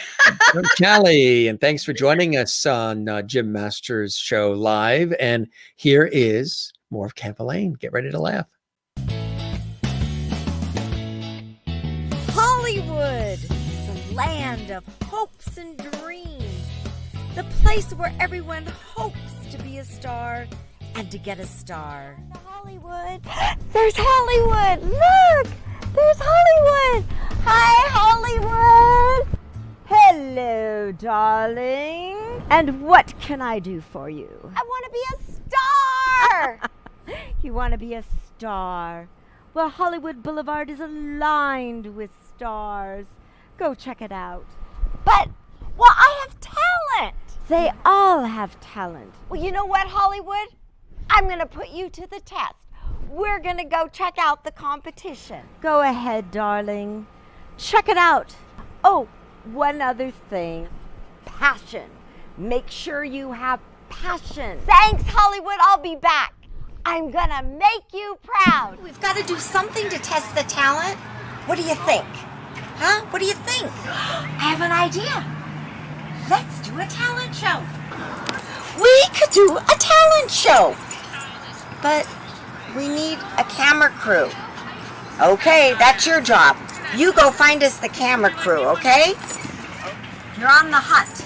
Let's go.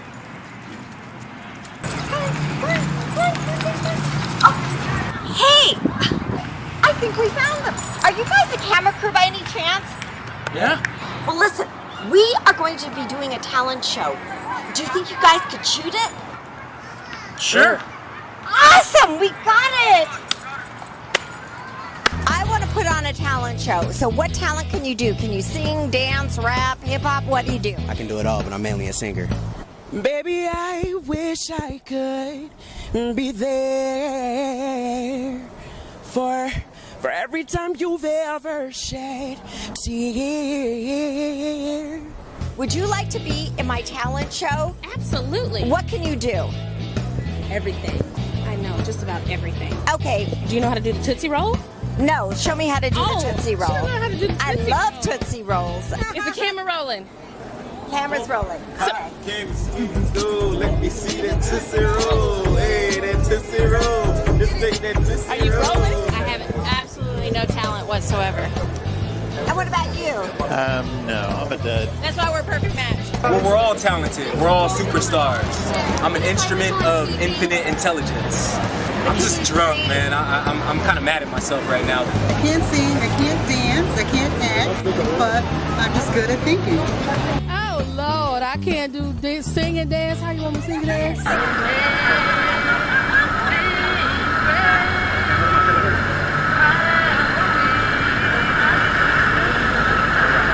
you sing? Can you dance? Can you tell a joke? What can you do? Maybe sing. My darling, I love you so much. I love you. That's all. Do you speak English? No English. No English? Okay. Can you sing? Sim, tô gostando daqui. You can sing? Fantástico. Okay, go ahead. Sing the national anthem. Não entendo. No.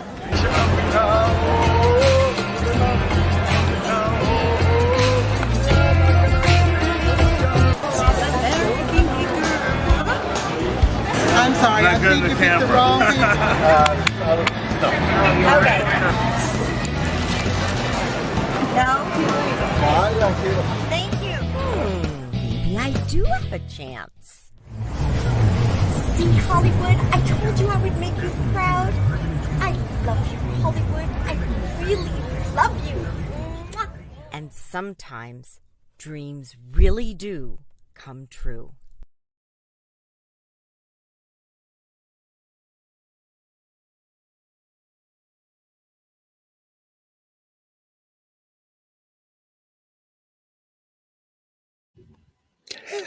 When Oreo came back, that was his initial job in show business for Camp Elaine anyway. There's Oreo. Hi. How did you like it, Oreo? Did you like it? He liked it. That's fun. He liked And it. I love the Tootsie Roll. Wasn't that great? I mean, I really miss. I mean, that's the thing. If you saw Hollywood now, it is so sad what has become of it. Oh, the homeless situation. Los Angeles right now is in a very tough spot with the tent cities and the, some of the stuff that's going on with that, which was happening prior to COVID. COVID has made it 10 times worse. And now the food lines, and then what just happened in Texas with no water and no food and power. Oh, where are we living? I mean, are we in a third world all of a sudden? What's going on here? It looks It's unreal. Like yeah, I was really sad because Hollywood and Highland, where they have, the Oscars and All the big shows and everything. Dallas, yeah. And across the street from that is where Jimmy Kimmel Live is, the studio. So some of the stuff where the guy was doing, where I was doing this, that was actually in front of Jimmy Kimmel Live. And it was so much fun. Of course, they told us we couldn't film at Grauman's, which is now, I forgot what they call it, but it was Grauman's Chinese Theater. Yeah. And they go, oh, no, you can't film here. And it's like, oh, okay, so we'll leave, guerrilla filmmaking at its finest. That's it. We did that show. But it was so sad because I was in Hollywood about 3 weeks ago and I couldn't believe it. It really did look like a third world country, and I don't know why, because everything was boarded up, barricaded, people just sleeping on the streets. I don't know where all the people. Beverly Hills as well, the downtown shopping area, a lot was boarded up. And one of my friends is part of the Chamber of Commerce there in marketing. I don't know if you know Jeffrey Evans. He's a friend. He was telling me about it. We were there. I was there obviously in LA, in Hollywood, and Burbank last year for a television shoot, and then the year before for a television shoot pre-COVID, and none of that was existing. But now, it's a tough. Oh, you know who's with us here? And I hope she joins us as a guest on the show. She's been watching it. She loves the levity. We love her. Lydia Cornell is here. Lydia! Everybody knows Lydia from a lot of different incredible productions and shows and so much more. But of course, Too Close for Comfort with Ted Knight. And I did an episode. Ted Knight was I loved Ted Knight. He was great. He hailed from Hartford, Connecticut. He was terrific in that, and also Mary Tyler Moore, Ted Baxter, and so much more. He just had his delivery was so cool, just sarcastic, witty, dry. Welcome, Lydia. It's good to see you. I love Elaine Ballace, XOXO. Oh, well, I love Lydia. Lydia is, she's wonderful. She is not only bright, she's beautiful, she's talented, she's got it all. She's a wonderful person. I adore Lydia. She's terrific. I love her too. And you're welcome anytime, Lydia, to join us for the levity on the show. She said she watches the show often and has really enjoyed the vibe and the warmth that we create here. And I really appreciate that. Cynthia in Washington, D.C. says, this is the best comedy I've seen in ages. Oh, how nice, Cynthia. Isn't that nice? Linda says, aw, cute Oreo. Juanita in South Africa, great fun. Kathy Short in Cleveland, Ohio, oh my, I needed this fun tonight. Mary Bishop says, that was great, too funny. And Wozniak is saying, this is awesome. These are some of our diehard levity viewers on the Jim Master Show Live. Linda in Florida, St. Augustine says, laughing so hard my ribs hurt. So love this. Good. Well, wait, is it Wozniak or Wozniak? Because I met Woz, well, we know it's not Wojciechowicz. Is it? But does she pronounce it Wozniak? Because she spells it the same as Woz. As Wozniak? Yeah. Let's see. She's a wonderful person. You know what she sent me? A lot of different things, but an Apple computer. Something better. Chocolate covered pecans of all different kinds from the Carolinas in this beautiful tin that came from this place that makes these chocolate covered pecans. Some are salted and caramel and all these different kinds in this beautiful gift tin. And then with a wonderful letter and a story about how she and her family used to pick the pecans off their pecan trees in the North, I think it was North Carolina. And then they would sell the pecans to the pecan plantation or farm. And the money that they got as kids from the pecans they picked from their tree and sold off to this company is what they used to buy their Christmas gifts. How nice. Is that a beautiful story? Yeah. She can send me pecans too. And it's wonderful. Look, Lydia says, do you know Woz? I love Woz, Steve Jobs' partner. Yeah. Elaine and Oreo kisses.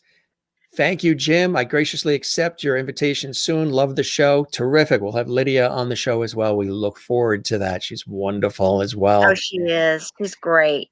I worked with her on one episode of Too Close for Comfort because one of the producers, when I was on Welcome Back, Kotter, went to that show and there was a part on that show. And so he brought me over and it was great. But I love Lydia. I've known her forever, just about, and met her at autograph shows. No, I think I met her actually first working with her and then at autograph shows. And she's always delightful, always beautiful, bright, always a bright, shining light. And she comes to the Hollyood Museum quite often. You mentioned also Welcome Back, Kotter. Tell us about that for the audience. Tell us about some of the shows and films and things that people will recognize you being a part of. I mean, a wonderful list. Definitely, the shows that you'd mentioned at the onset, and also The Rich and the Ruthless, which is on the first 3 seasons are on UMC.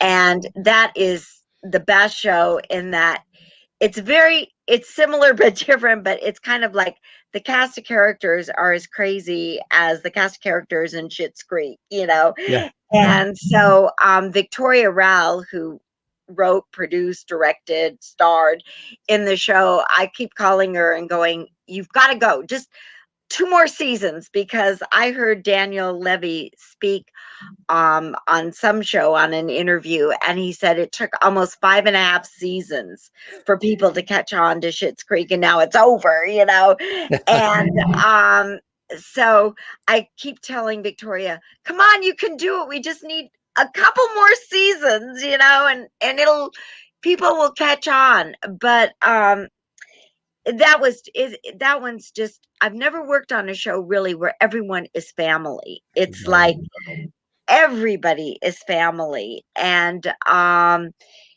we all love and miss each other. And I didn't even think she was going to do it during COVID, but she did. And we all wore masks and it was a very funny script, and it was just so much fun to do. I really, really enjoyed that. Kotter was great because John wasn't too big yet, Travolta. And so it was still really, really fun. And we were all really close on that. I did a couple of shows with John where, like he's trying to pick me up and I'm, working at the school and he's trying to pick me up. I mean, one of the students who's there and everything. But I ended up playing Juan Epstein's girlfriend. And that was great. And it was always with the notes, so the note to him, how I really got to be there was roses are red, violets are blue. My kid wants to date a Puerto Rican Jew, signed Juan Epstein's mother. So that was, it was really, that was such an interesting time and such an interesting show. And I cannot say enough good things about John Travolta. I mean, he worked really hard. He was kind to everybody. Gabe Kaplan and Gabe and Gabe was funny because Gabe would he was very professional and expected everyone, to behave the same way. And sometimes he would be really friendly and funny, and sometimes he was like more aloof, but I mean, he had a whole show to worry about. The rest of us just, had things to do, but I mean, he had a whole show to worry about, and I think he was one of the producers on it as well. Yeah. So, Tell us and about some of the others that you were part of. Kotter was so much fun, and I did do, actually, because I was on that lot, I got to do some General Hospitals with Jeannie Francis when she first came on the show, and I played her friend in the commune, and so that was that great. during the whole Luke and Laura time? No, actually, it was before Luke and Laura. It was her first day on the show, and I played her friend. You know, how they found her was in the commune, and she ran away from home or something like that. And it was fun because back in those days, if you were on one show, you know, you could kind of like hop to another set. And so set hop, as they called it, I guess. Set hopping. And so it was really fun because I got to, you know, do that. So I got to do both shows. And General Hospital was early and Kotter was late. So, you know, but I filmed on different days, fortunately, because I don't think I could have done both shows the same day. But it was so much fun. You know, like I said, back in those days, you could just go from, you know, set to set, which was kind of similar to what happened on the Universal lot. Like I was doing a Quincy at a time and met the producers of Tales of the Gold Monkey or something, and ended up on that. And then Simon and Simon. So, I mean, if you were there, you could kind of maneuver in and out, but it's so different now. And of course, everything being so tight, you know, I mean, even if you're on the lot, for the most part, you couldn't just go on to another set. So you would call yourself a character actor? Oh, I'm a character, period. I'm a character who acts. Character who acts. I love that. I love that. I'm a character who acts. Well, we have another clip of Camp Elaine. This is another one that we scooped up here. This is the audition, I think. Yeah. Yeah. This one, I think everybody can relate to. This is anyone who's even thought of being in show business, you know, can probably relate to this. Can relate to this one. Here we go. Take a look, folks. Enjoy. And we'll be back with my special guest, Elaine Ballace, live and direct from Los Angeles. There was an announcer on, W? W is east of all the stations east of the Mississippi are W, all the stations west are K. And I think it's KCOP channel 13 in Los Angeles. And ever the broadcaster, and he used to say, for the station identification, I think it was, you're watching KCOP channel 13, Los Angeles. Well, speaking of a very famous Los Angeles. Yeah. A very famous announcer voice was Shadow Stevens, who is on The Rich and the Ruthless. Yes. He played my secret lover. It's not so secret anymore. He does, huh? Yes. And I love his wife. So, you know, he's terrific. Beverly is great. And so Shadow. I mean, he's great. Oh, so, yeah. He still does. You hear his voice on so many incredible productions. And yeah, another announcer I always loved, who's no longer with us. There's many voiceover announcers and network announcers, was Ernie Anderson on ABC. He was the one that would, you know, with that real deep voice, The Love Boat tonight on ABC. Right. You're watching Eyewitness News, you know, that real deep. Well, Eyewitness News, I met, do you remember the weatherman? Was it Jeff Fishbeck? I think, yeah, I think I know who you're talking Jeff, about. No, it was Dr. Fishbeck, I think it was. They went by Doctor? Yeah, he went by Doctor. He always wore the bow tie and the mustache. Oh, sure. Yeah. He was great. And I did some show that he was, I don't even remember what the show was, but I remember meeting him. And then I would run into him on the lot when I was doing Welcome Back, Kotter. So that was fun. And he remembered me from the show. So we go, hi, you know. So he was great. You know, like I said, those times were so much easier and it was so much more fun. And it Different really world. made you want to be a star, and you respected the people who came before you who were stars. See, that's the thing that has gone away is I don't think a lot of people today respect the people who paved the way before.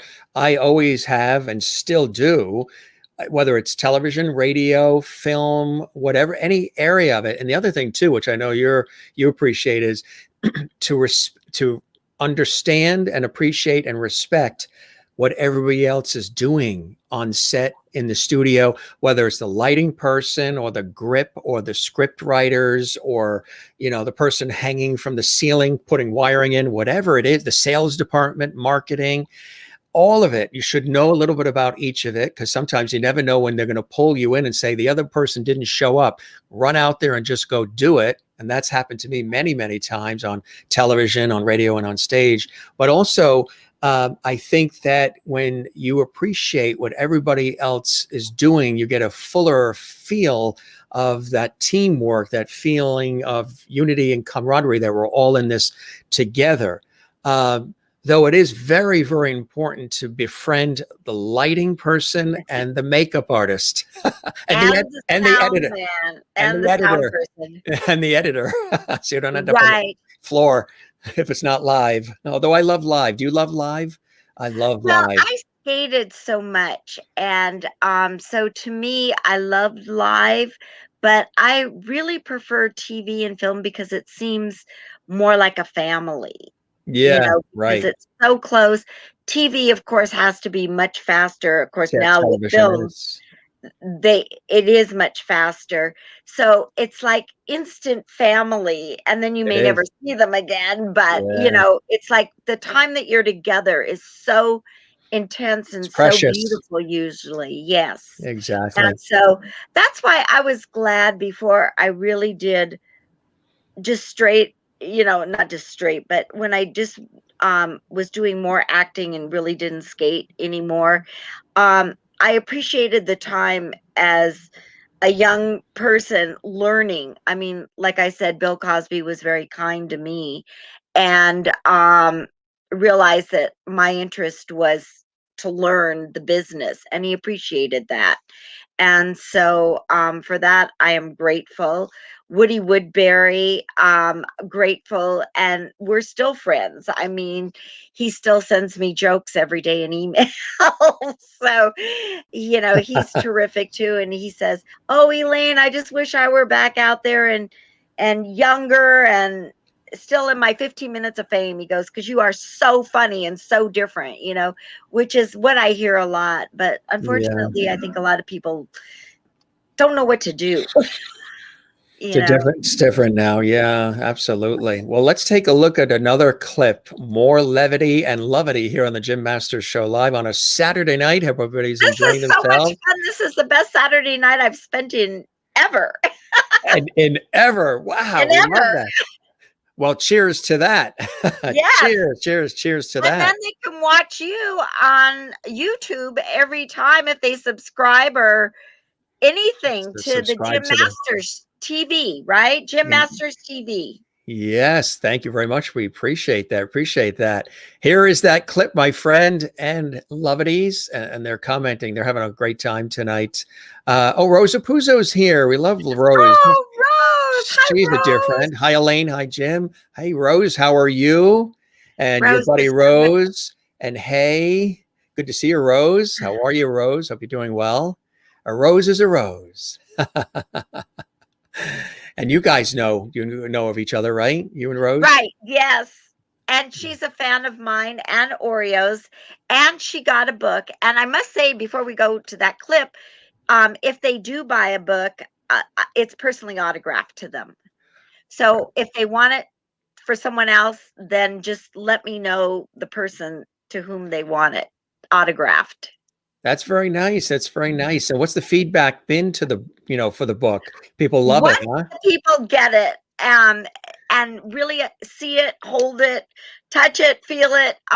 They really love it, because they are writing their story. Some say, oh, there aren't enough pages or something like that, but this is to get you started, folks. This is to get you going, get those This is to get you juices going. flowing. Exactly. And then you Great. can write episode 2 if you want, but at least I'm helping you with episode 1. Sort of writing your own life story in a way, right? Exactly. Right. Kathleen in New York City watching says, great conversation tonight. Funny lady, very nice. I concur.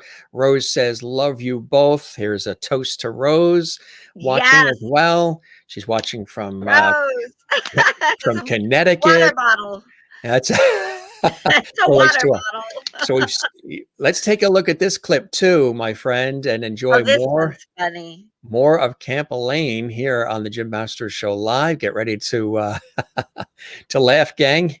Here we go. Get things set up here. 3, 2, 1. You're on.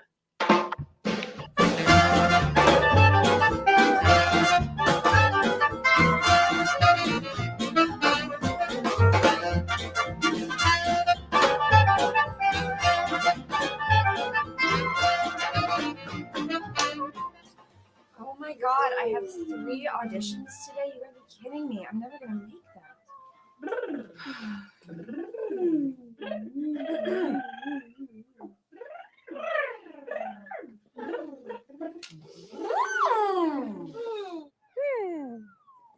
This is odd. Oh, right here, Camp Elaine auditions. I'll just follow the arrow. Oh, I hear people. Yeah. Oh, this has got to be the place.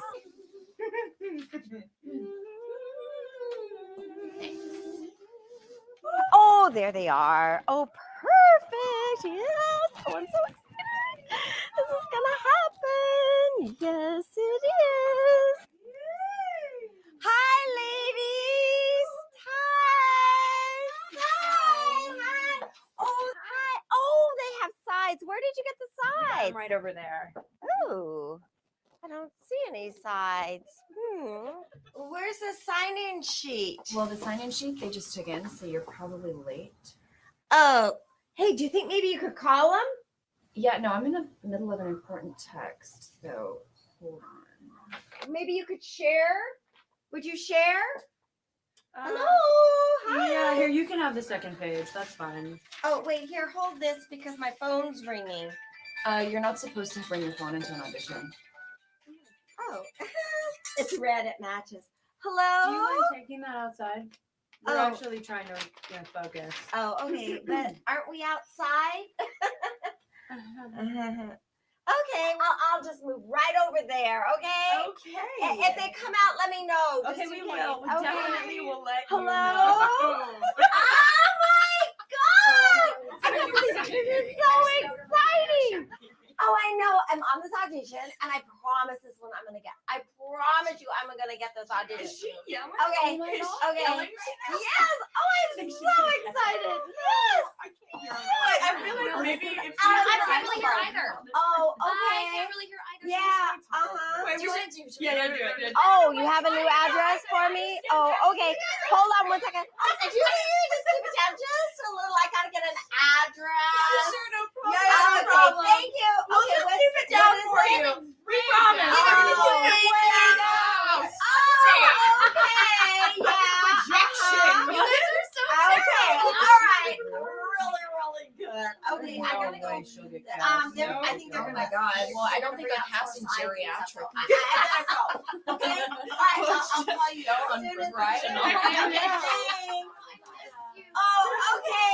I can look at that page now. Sure, here. Oh, okay. And gee, there doesn't seem to be much on it. Have you read the other page? I'm just reading it now, thanks. There's not much on it. No. God, you guys are so mad. You are the worst. Okay, I'm ready for the last Hi, are you the director? Yeah, who are you? I'm here for the audition, but I couldn't find the sign-in sheet. That's because the audition's closed. Did you have a call time? Yeah, I did. I had a call time. They just said, come on, rush right over. Who's they? Oh, my agent. Who's your agent? William's his first name. Yeah, last 3 girls, the audition's closed. Please come on in. I'll just wait. You know what? I'll watch your bags. Good luck. Break a leg. I'll be right here. I'll watch the bags and I'll wait for you.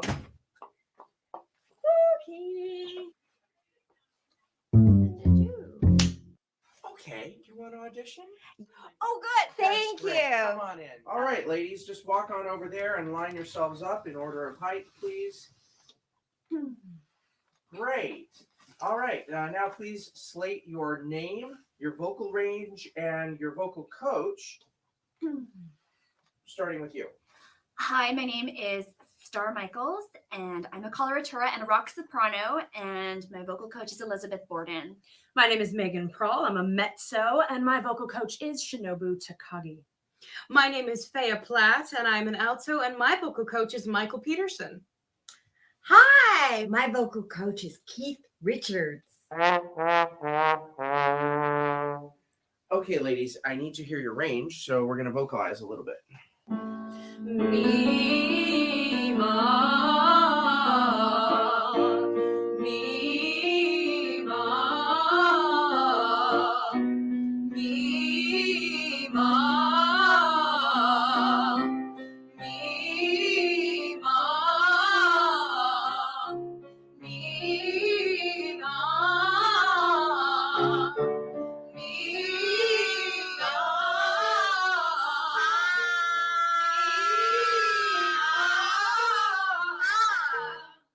Why are you singing pa? Because they're singing ma. Why are we leaving pa out of it? Yeah, it's an exercise. All of my singers always warm up. Oh, I did that this morning. Great. Well, we're doing it again, okay? Thank you.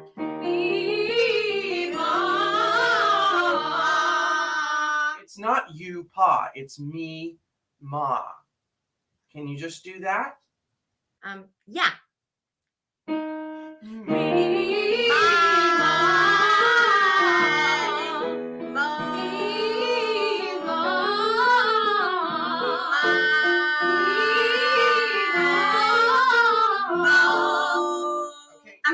Wait, could we do it like a little slower? Because it's a little too fast. No. Well, when do we do our song? Okay, ladies, that was great. We're going to take a couple of minutes in here. I'm going to confer with Ronnie. Yeah. And we'll let you know in a couple of minutes. Thank you. All right, thank you. Thanks. Are you sure you don't want to hear my song? Thanks. We got what we need. I could do Amazing Grace if you want. Thank you. No, we don't need it. Thank you. Okay. Bye, ladies. I just love Janis Joplin. Isn't she good? I just listen to her all the time and just mimic everything she does. Okay.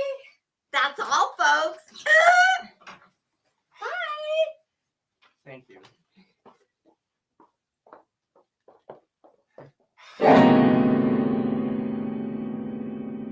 Really good.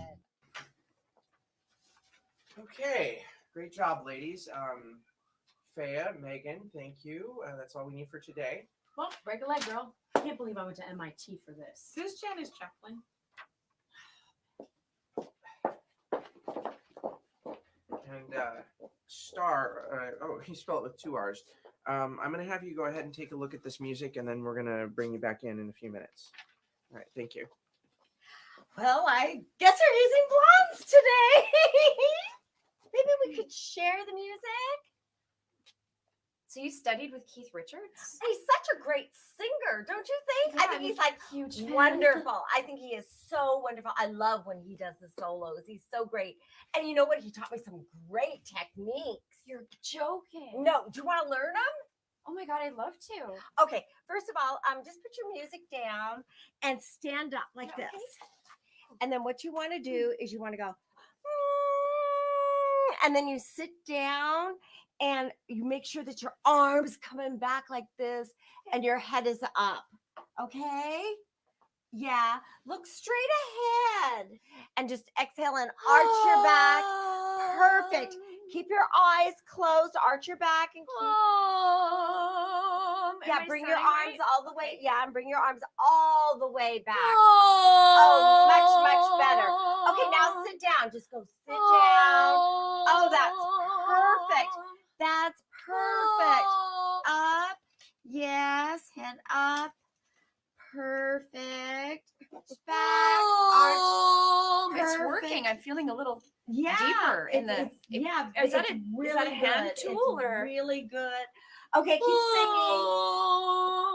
What's the thing on my hands? Perfect. Yes, it helps. It helps warm them up. He's a kinky guy. I kind of get it. Okay, and keep. Perfect. Perfect. Arch your head. Lift your head. Perfect. Perfect. Perfect. Perfect. Okay. Okay, Mr. Director. Mr. Director, I'm ready. We're ready. We can do it now. What? I'm ready. For what? My audition. We're auditioning her. What's going on? I don't know. It's some new technique. I don't know what it is, honestly, but let her warm up. I'm ready. Let's give the crazy one a shot. All right. All right. Well, it looks like you got the part. Yay! Awesome! Ronnie, what should we have her do? Let's stick her in the booth with some effects. Right this way. Okay. Yeah. Why don't you just go ahead and put those headphones on? All right.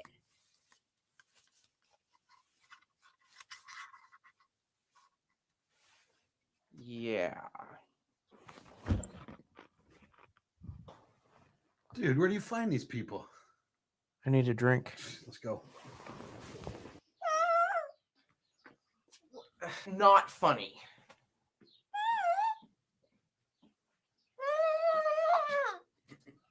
All right. Hello? Hello?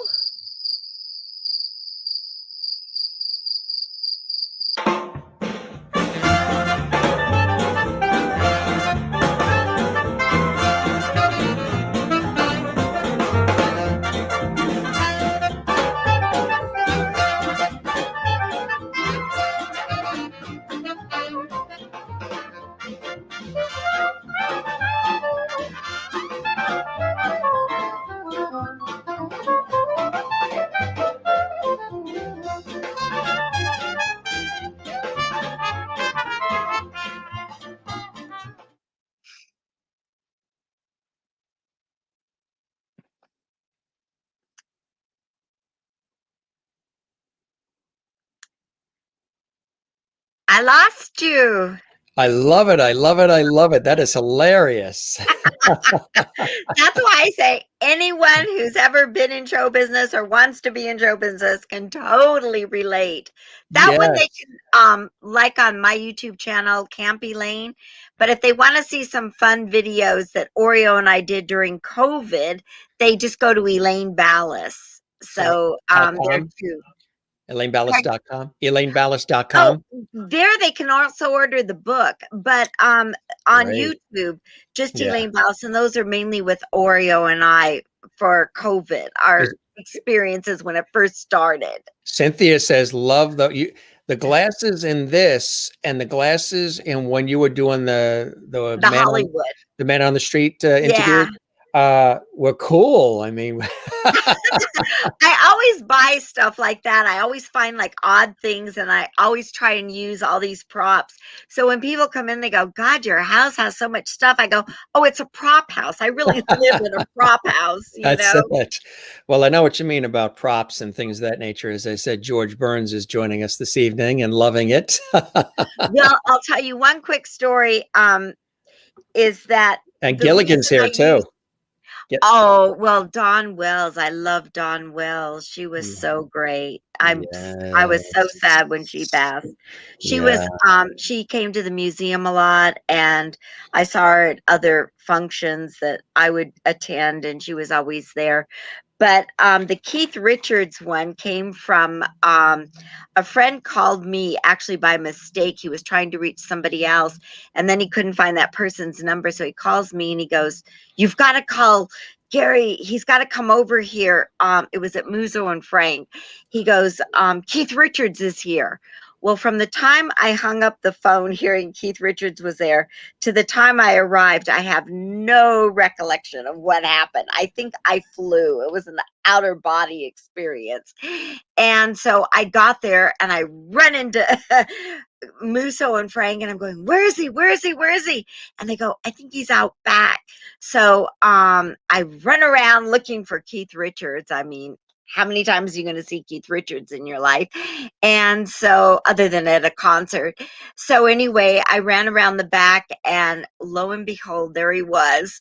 And he was so funny and so glib, and he'd say to people, oh, do you want to take a picture? And they go, yeah. So he'd grab their camera and take a picture of them, which was so funny. And then he goes, oh, come on, Elaine, you can come out back and hang with us. And I was like, oh my God, this is Keith Richards. I thought I died and gone to heaven. And so I was out back, and I don't know. I mean, he was just bigger than life to me. And so I said to him, I said, gee, I said, no one's ever going to believe this. And this was before camera phones. And so I said, no one's ever going to believe it. I said, I feel really silly, but do you think I could have an autograph? And he goes, of course. So I give him this pen and paper that pen probably didn't even write. And I said, it's Elaine. He goes, Elaine, you've been hanging with us for about the last hour. Don't you think I know your name? So I will forever be a Keith Richards fan. So I had to put him in my show. So that's how the Keith Richards part is. Absolutely. And look who's joining us tonight. Lin is here. Panda! Lin. And look how big Lin is. Oh my goodness, he's bigger than you. This was a birthday gift that arrived, and it's got a whole authenticity tag and the whole bit, Lin, the whole thing, all the story of Lin's life. So I figured When's your birthday? September 24th. So I'm a Libra, all about balance and harmony. So if Oreo is still around, 9th, so mine's coming up. Is Oreo still there? Oh, he just left. So I guess he saw competition of black and white. Well, this would be, I mean, look at the ears. He would love it. He would love it. Oreo. You know what's cool? You know what's cool about Lin, Elaine? You can actually scratch under Lin's neck. Look, under the chin. Does he love it? So talk about props, right? So Lin, every once in a while, usually on a Saturday night, Lin makes an appearance. Oh, a Saturday night date. I love it. Yeah. I love it. Listen, these are the best dates. These are the best I don't know. The food bill for Lin is quite large. Oh. Does he ever treat? No. With hugs. See, with Lin, you can do the hugging. Oh. Because Lin is in the household. Lin doesn't need a vaccination or anything. Lin hasn't left. Lin was vaccinated before arrival. Probably at birth. Do you know that one time I was trying to order a phone, and it was right when COVID had started, and you couldn't go to a store or anything, and I needed a phone, and I got some guy, and he said, I said, where's the phone coming from? And he goes, China. And I went, ooh. And he goes, oh, don't worry. He goes, all COVID will be off the phone by the time it gets to you. And I was like, oh, this isn't sounding good, That's funny. Please, phone, could you last a little bit longer? And so finally, but that scared me when he goes, oh, don't worry. He goes, it's okay. He goes, all COVID will be off by the time it gets there. I was like, oh no. There's Oreo. Oh, there's Oreo. Yes. It's funny because Oreo, my parents, one of the dogs named Oreo as well, and the same coloration, a little bull terrier, black and white, and almost looks like a little boxer, and the same name, Oreo, which I guess if Lin didn't come already named Lin. Probably Oreo would be perfect. Oh, everyone says Oreo. Oh, there he is. He won first prize for his costume at Halloween. He went as a pumpkin. So that's his prize. Wow, what a prize, huh?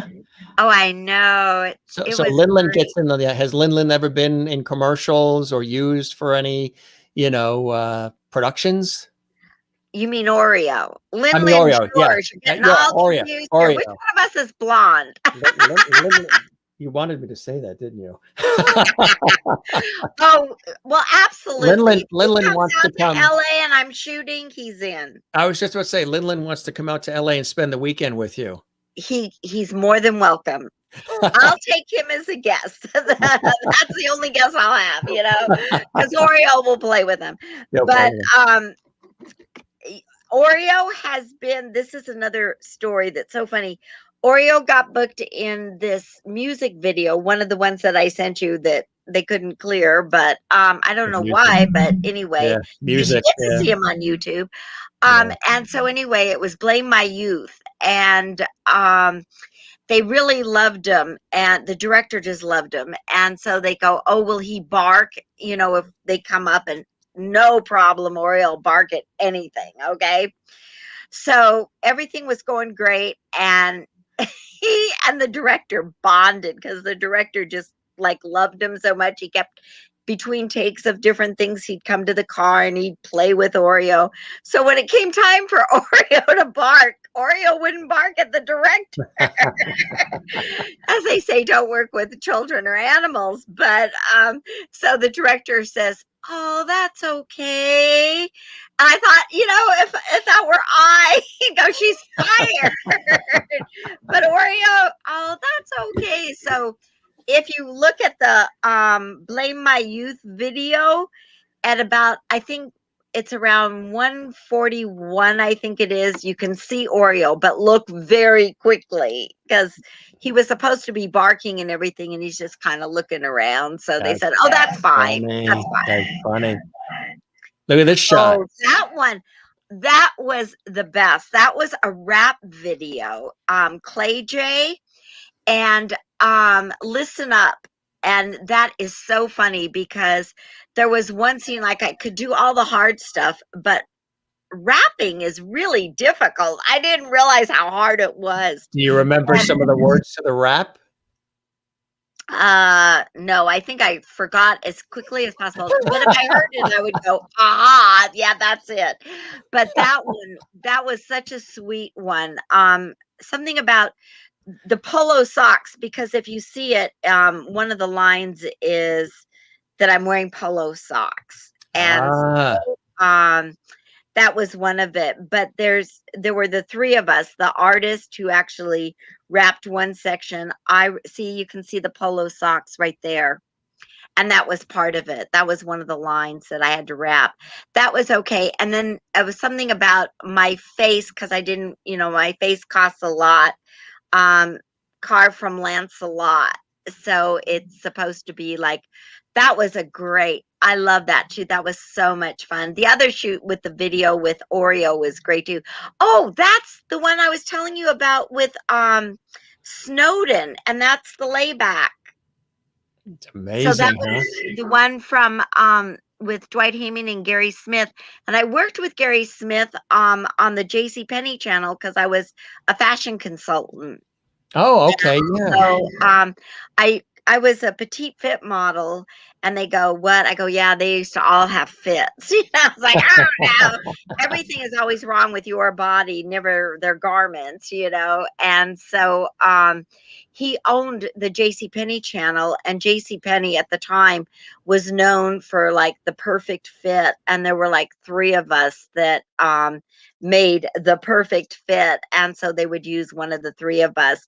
And then I was doing fashion consulting also in the stores. And trying to help people and get them into the right fit of clothes. And I did it for men and women.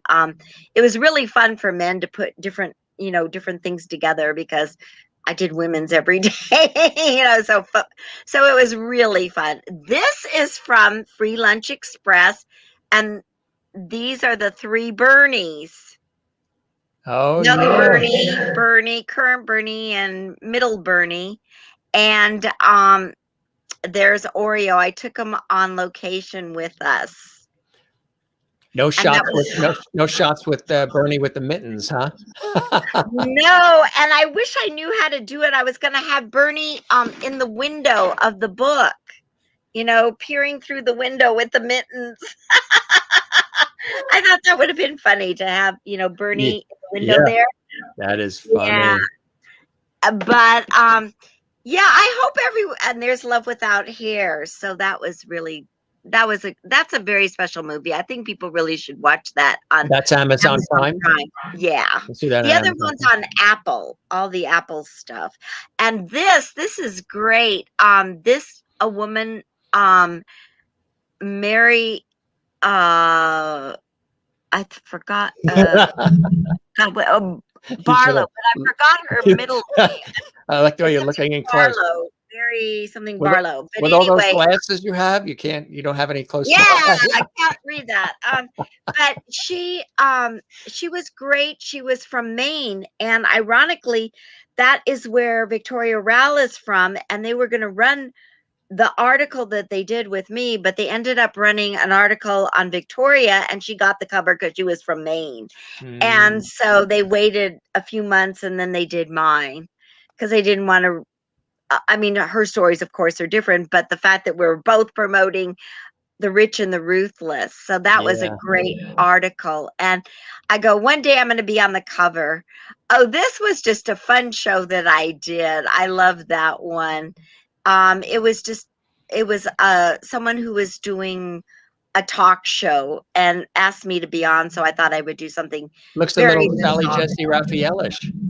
That was the whole idea. I try to pick characters that people would kind of recognize. So the red glasses and stuff, and then the hat. I love that.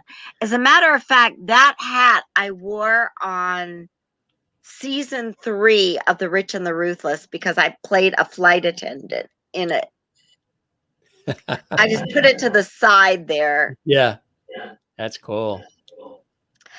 That was at a art gallery showing, and so that was really fun. I think it was the one for Marilyn Monroe, as a matter of fact.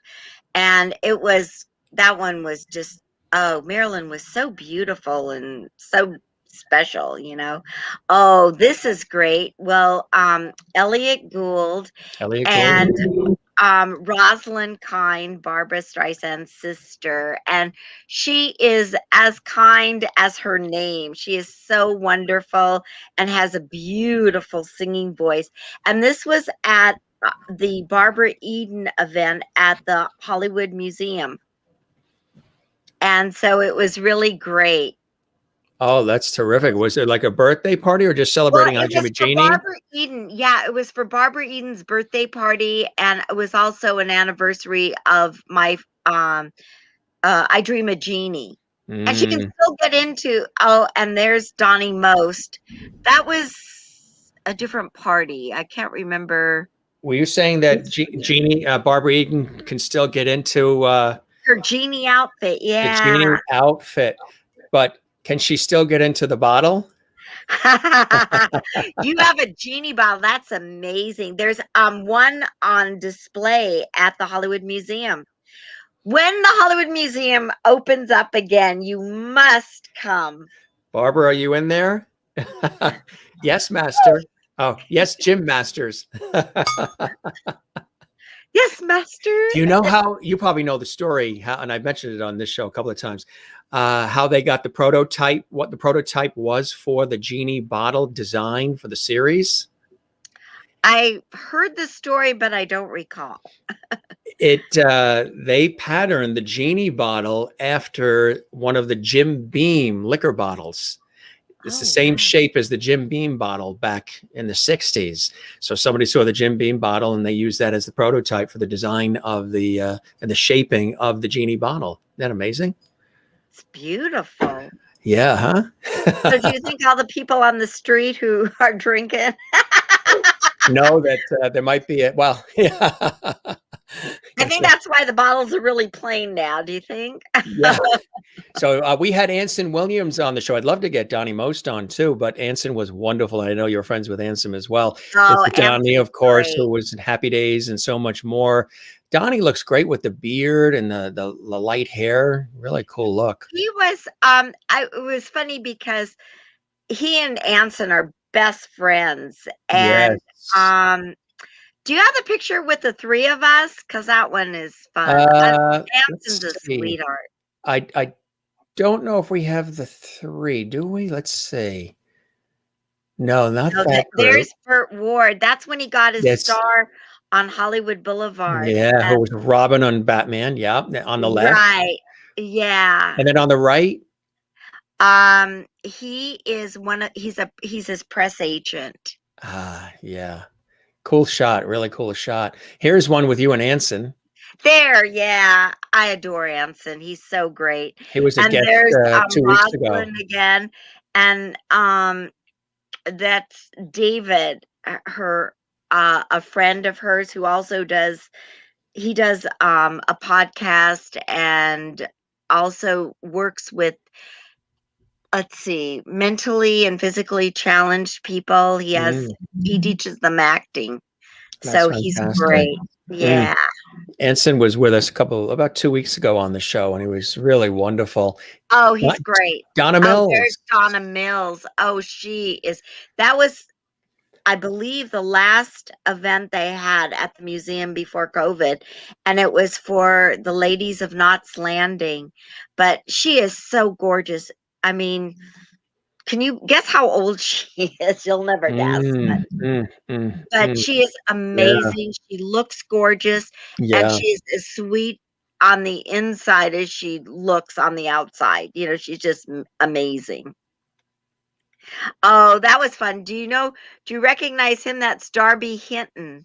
And that Yeah. And that is there was a Christmas show that they did at the Colony, and Rodney was at that one. And so we went to be supportive. And there's Darby and Mr. and Mrs. Claus. There's Santa and Mrs. Claus. Really cool. Did you give them your lists that year of what you wanted for Christmas?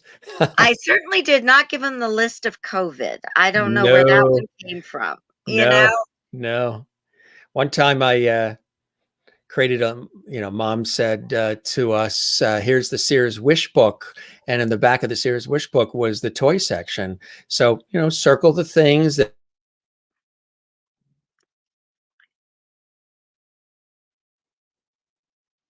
from what I remember, I think it was 99 toys. And how many did you get? Take this. Oh, I like that one too. And the Matchbox cars and the Johnny Lightning and the Big Wheel and the. I think my sister got the Mrs. Beasley doll and I got the Lost in Space robot. Maybe about 10 of them. We got about 10 out of the 10 or 11. The robot was played by Bob May, who was a very good friend. The robot was Bob May, yes. And Billy Mooney. Have you worked with Billy Mooney? Yes and no. I mean, we've shown up to a lot of places together, but I did a lot of work with Bob May, and he was also involved with Special Olympics, as was I. We volunteered our time as celebrities, and Bob was the greatest person. And then he also put a cruise ship, a celebrity cruise ship together. And so I was on that with him. But I kept running into Billy, but I never really worked with him. One time he was supposed to do, I think, an episode of A Camp Elaine, but he never did it. I mean, something came up or something. Something came up. He's close friends with one of my dear friends, who's Buffy Ford Stewart, who lives just north of San Francisco in the Novato area. And I did a television shoot where we went to her house and we spent 10 hours with her, and we did this it was really, really cool. It was really, really amazing. And what I loved about it was the fact that we had an opportunity to talk about some of these people. And Billy was one of the folks that she had brought up. Her husband actually was John Stewart, who founded the Kingston Trio and also wrote the song Daydream Believer that Davy Jones made famous in the Monkees. Well, going back to Lost in Space, Marta Kristen, when I was talking about Hollywood Professional School, she went to Hollywood Professional School. So she was one of the stars at Hollywood Professional School, and there was an autograph show that she was at. And Michael Blake, he was a child actor, and now he's a big makeup artist in Hollywood. And so we all did a picture and said HPS because we all went there, but at different times and graduated at different times. But That is a lot of funny. people went to HPS. Oh, there's Lee Merriweather again. I believe that was at Burt Ward's Hollywood Star, the after party. And that's her daughter. That's her daughter, really? Yeah, Wow. that's her daughter. Beautiful shot. Just taking a look at some of these other ones we've got here. This one's a great one. Oh, They're that's from Growing Pains, right? right. Jeremy Miller, and that's What was the his event? I'm trying to think which event, because they go to a lot of events too. It might have been Lucille Ball's granddaughter had an event there as well. I'm not sure if that was the one or not, but I know they were at that one. I love Jeremy. He's terrific. And his wife, Joni. And Lee Merriweather again.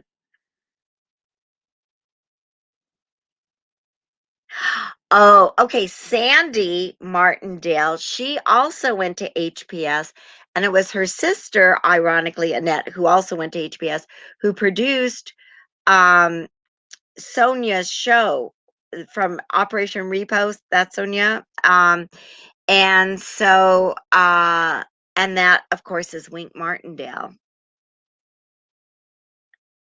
And I think Legendary that's game show actually the host. brunette room in the Max Factor building, but we did it as blondes because I like pink. That is cool. That is cool. Well, this shot here is Oh, that's my favorite. fabulous. Yeah. I love that. That was done by Alan Mercer, and he's a wonderful photographer. He does all of Mamie Van Doren, and he does everybody, and he's really wonderful. I love that shot. I kept saying, "Oh, please, please," and he finally says, I'll do your pictures. And that's like my all-time favorite shot. So It's really a great one. Yeah. It captures something also in your smile. So there's a lot of like zest and vim and vigor in it. It's like, hey, I'm Hollywood. Here I am, Hollywood. exactly. And hence the camp with the pink boa. So that was it. Oh, and that's Rodney. And that was the show that the last episode of The Misadventures of Camp Elaine, and Johnny Whitaker and Oreo. That's it.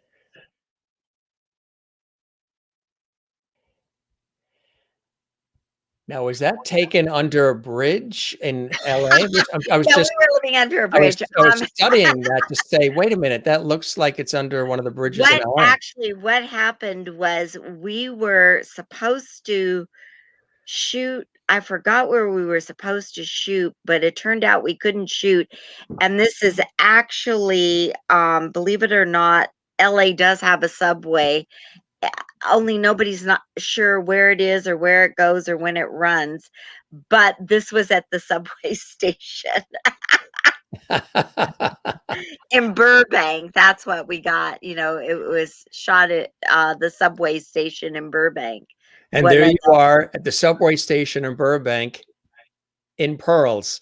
Very nice. Do you love it? Only the best. Really, absolutely. He's telling me how Burbank, because I wanted to be in Hollywood, and he's telling me that Burbank is the place. And actually, Burbank really is, because you have all the studios. Oh, You have Disney. I You didn't have realize. Warner's. Yeah, when I was there last year, I mean, everything is Burbank is the hot spot. Yeah. It is, yeah.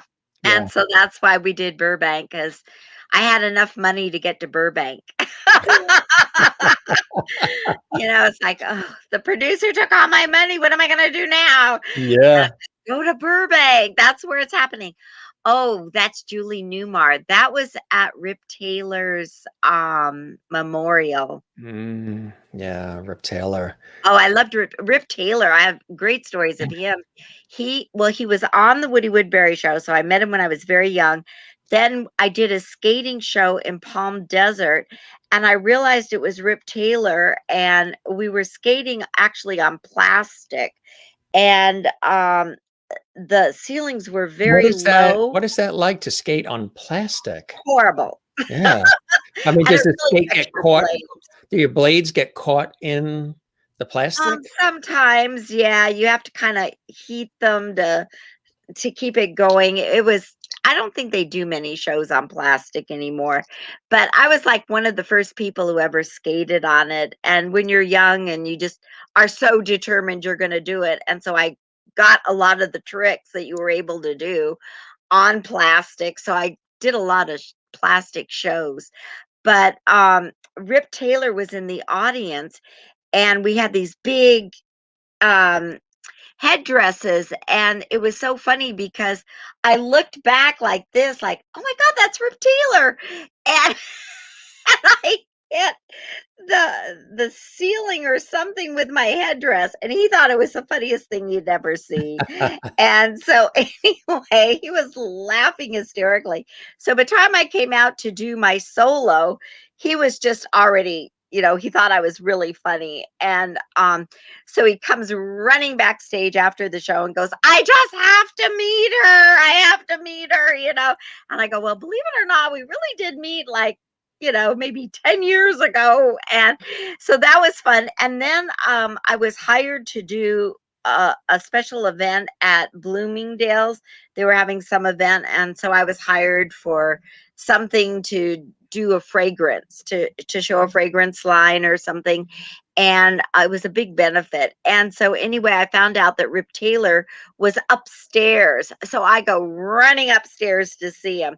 And he goes, well, Stacy. And I go, well, actually, I've got to go down. I'm supposed to be doing this fragrance. He goes, I'll come down with you. Well, needless to say, we didn't sell one fragrance while he was down. But we did laugh and have a good time. He was so wonderful. He was a great guy. Oh, yeah. Yeah, he was. And did he throw confetti? I think upstairs he tried, even though he was doing the crystal and china. So I think they were a little, don't throw too much into this stuff, but with fragrance, I guess it would just smell, so, but we didn't sell any fragrance together, but we had a great time. It was fun. Oh, that's Carol Cook. Yeah. You should recognize her from Broadway. Yes, absolutely. Yes. Mm-hmm. Yeah, that was awesome. Speaking of that, have you ever had an opportunity or an interest in doing Broadway? Well, yes, I guess the answer is yes. I would love to, but I think, as a youth, so to speak, but no, when I was skating, my big dream was to skate at Madison Square Garden, which I did. And that was like a total dream come true. I was doing exhibition skating for the Sharks when they were in LA. And they said, they promised a road trip to all the other people. And they said, okay, you can pick one. So of course I picked New York and Madison Square Garden. That was like a dream come true. That had to be one of the top 10 things I think I've ever done, was skate at Madison Square Garden. I mean, a girl from Cali skating there was important. At Madison Square Garden, absolutely. That's fantastic. Here's another great. That was for the book, How to Write a Book Camp Elaine Style, and that's in the video. If Rodney, are you listening? We got to get the video done. Rodney Allen Rippey. Yeah. It'd be great to have him on the show too. Absolutely. That's great. You're working. So you really wanting to work a lot with some of the folks who have been in the industry for a long time and sort of giving them opportunities, which I think is fantastic, Elaine. Yeah, and with music videos, which is really fun, I don't think there's a music video director that's over 23. So it's like, I think they think I'm their crazy aunt. When I'm on the set, it's like, oh, there's a crazy aunt. Oh, that was from this season of The Rich and the Ruthless. So are you rich or ruthless or both? Well, if you look it up on the internet, one site says I'm worth $13 million. So I'm going to call the site and ask them if they'll release my money. Exactly. Where's those residuals? Let's get going here. Yeah, it's like, could you release my money? Had you ever thought of doing stand-up? Well, you know what? That's what everyone says. And stand-up is really different. The timing is very different, although it's fun. I did it a couple times because I felt that if you're going to do comedy, you should know what it's like. And you're just out there and you feel like you're naked. It's like, ah. And one time it was really funny because I went to a comedy show and I felt so badly because all the comics were just bombing and bombing and bombing. And I guess one overheard me talking to a friend and he goes, well, if you think this is so easy, come up and do it. And so I didn't have any material really. So I used a friend of mine's whole act because I knew it so well. And I killed. And I called him up and I go, I just want you to know I killed with your act, but it was on a dare. And he goes, well, if you're going to do it yourself, write your own material and all this stuff. And it was like, I don't want to do it. I didn't know what to do. So I did your act, So that was fun. But I think stand-up is really hard, I mean, and it's a lot of work. I mean, Judy Tenuta, I'm friends with Judy, and she's so good at it. And she always says how hard it is and how she has to work at it. And, with COVID, there's nowhere to perform. Tell her about the show too. I'd love to welcome her on. She'd be a riot as well as a guest on the show. Oh yeah, she's great. Yeah. How about drama? Have you like to dip your feet into drama? I know comedy comes first, but how about drama? No, I've done drama, and it's funny because I remember when I first started acting and was taking acting classes and was doing scenes in drama, in acting class, the instructor was like blown away. I think if you can do comedy and you have good timing with comedy, you can do drama, but it's not the other way around. That's what everybody says. Yeah, if you're it's not the other way around. It's tougher to do comedy. Yeah. Yeah, it's a lot harder. It's timing, it's everything. But with skating, I think the discipline, again, I mean, I'll keep coming back to it, is that the discipline is easier. And I like drama. I mean, I really do, but I just love comedy, and I wouldn't object to it. I wouldn't not do it, Exactly right. Like I did, what was that show? Not Desperate Housewives. Deadly Housewives. Deadly Housewives. That was a drama. That was a drama, and I did that, and I did Quincy, which was a drama. Jack Klugman, yeah, Simon and Simon, Tales of the Gold Monkey, shows like that back in those days, where it was drama, and I love working, so that's just basically it, but. Interesting comment from Cynthia here. She's in Cynthia, Washington, D.C. Elaine would be great playing the character Elizabeth Taylor played in Who's Afraid of Virginia Woolf. Very similar in Love Without Hairs. And I loved Elizabeth Taylor. She was one person I always wanted to meet. And she's a Pisces. And a Pisces, Yeah. And she said, curse the day I was born, a Piscean woman. But when I die, I will know that I have lived. Did you ever get a chance to meet any of the other real legends Betty Davis, Joan Crawford, any of the others of that ilk over the No, years? I Yeah. met Joan. Joan.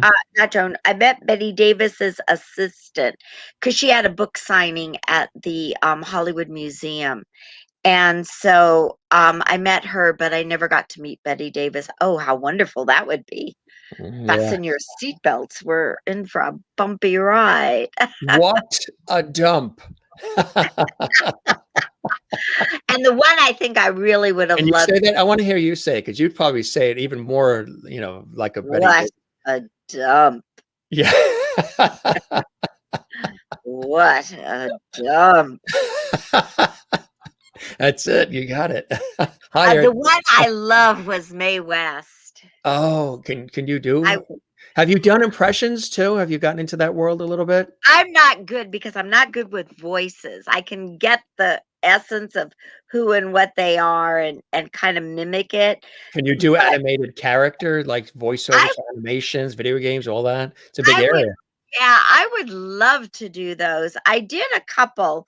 I used to do some voiceovers, and I thought it was so much fun and, doing characters and stuff like that. But again, it's all changed because now they want you to have a home studio and do it yourself. And like I said, even though I went to MIT, I am so technically challenged. It's not. Oh, you did a beautiful job with the backdrop, the drapes, and the Oh, do you love it? behind you.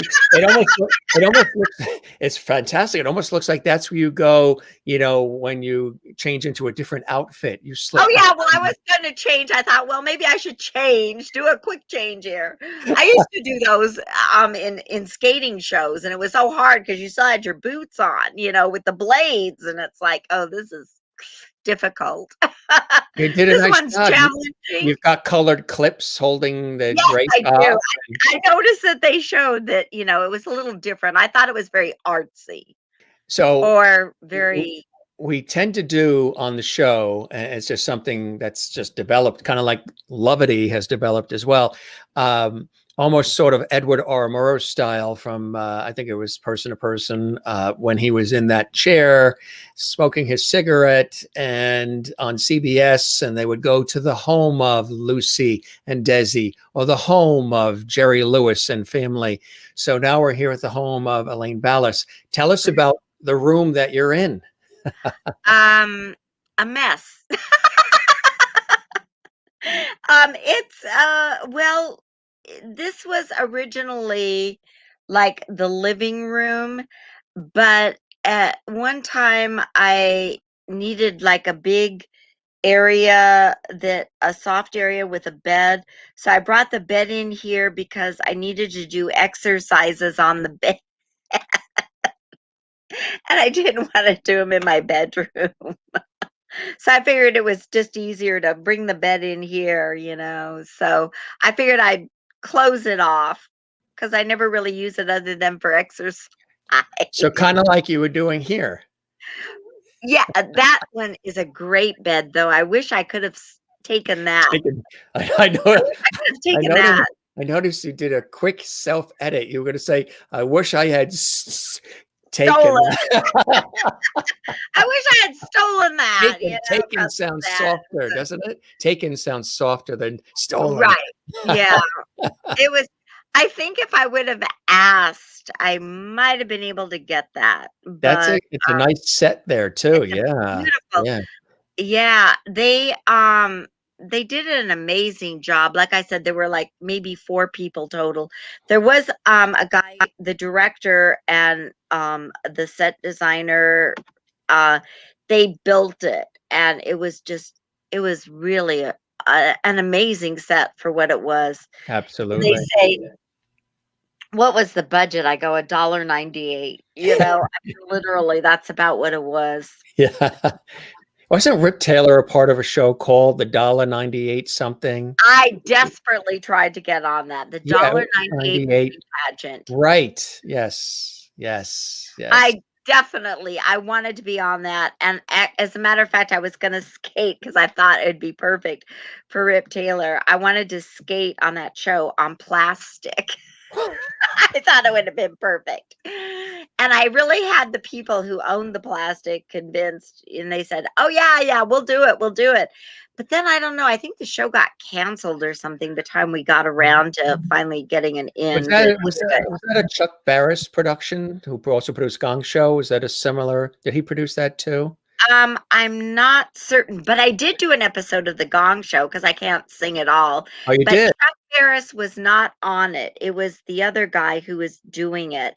And they thought that I was so funny, and I was so proud of that because I can't sing a note. It's so bad. And then they edited me out. I was devastated. You were edited out of the Gong Show? Can you That's a great story. How can you be edited out of the Gong Show? You know, You were gonged. You were edited before being gonged. I know. And what I did was, because I really wanted to be on it, and I had this whole look. I did Janis Joplin, as a matter of fact. And so I did Mercedes Benz. That's why I got the laugh, like, "That's all, folks." Ah! And it was so funny because it was so bad. And I thought, when are they going to gong me already? They gonged me right off the show. I didn't even make it. But I wish I could find that footage too. That would be really cool. I mean, I was proud of all these horrible shows.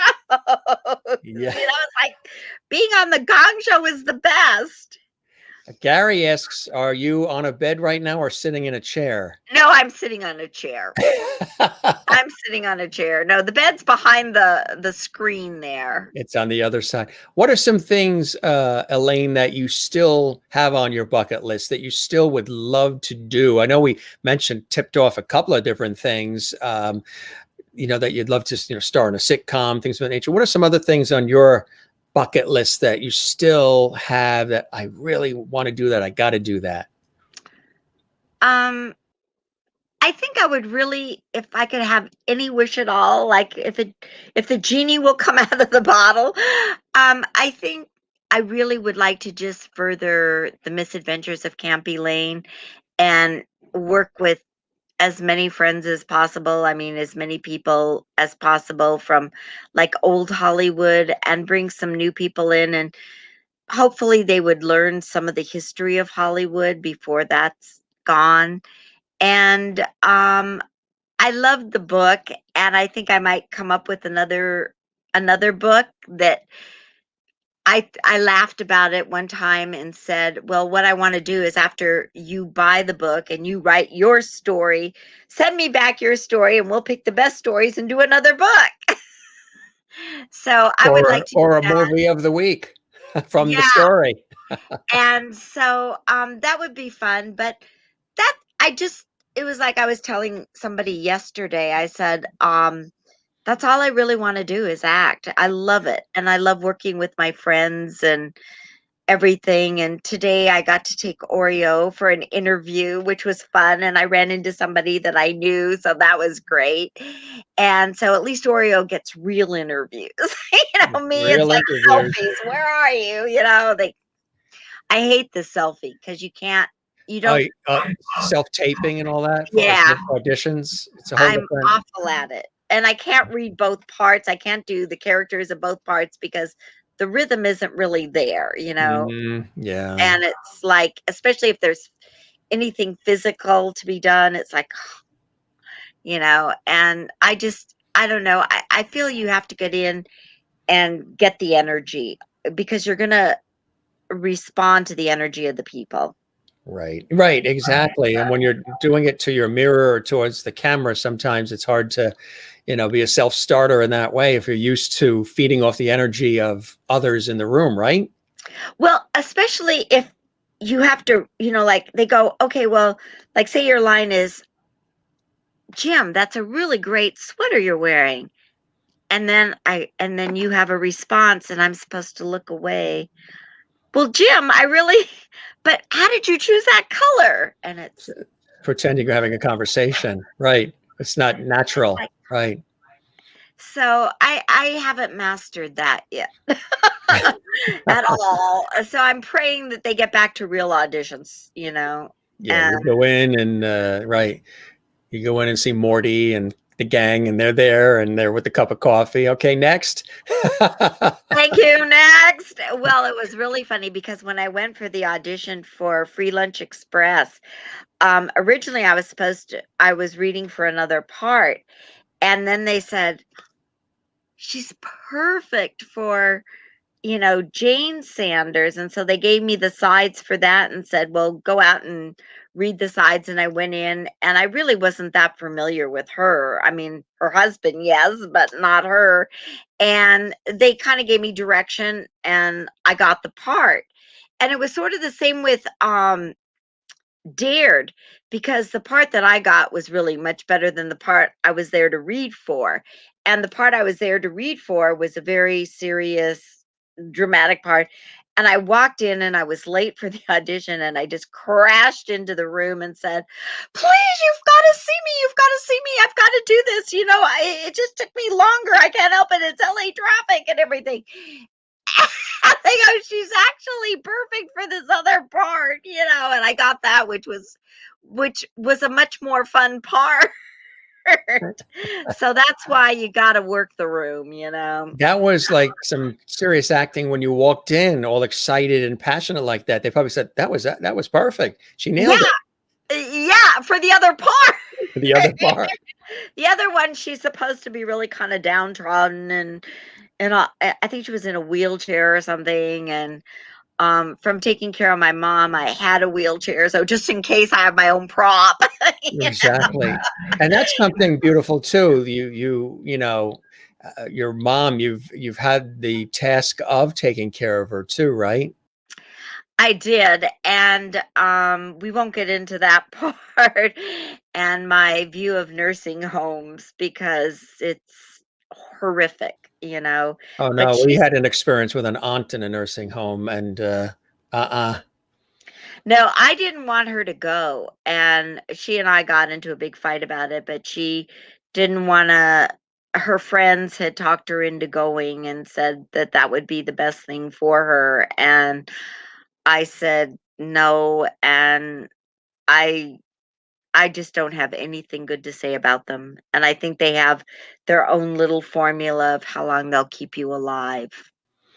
did you have a So, close relationship with your mom? Was she an inspiration to you growing up? um, well, yes and no. I mean, I think it's really hard when you have to take care of someone, and it was really hard because she was a very independent woman and really kind of taught me to be very independent. So when she had to relinquish, you know, some of her powers to me, it was very difficult for her. And I think that's one of the reasons friends would say to her, oh, well, you're better off going into a home and they'll be there all the time. And I just tried not to let her give up.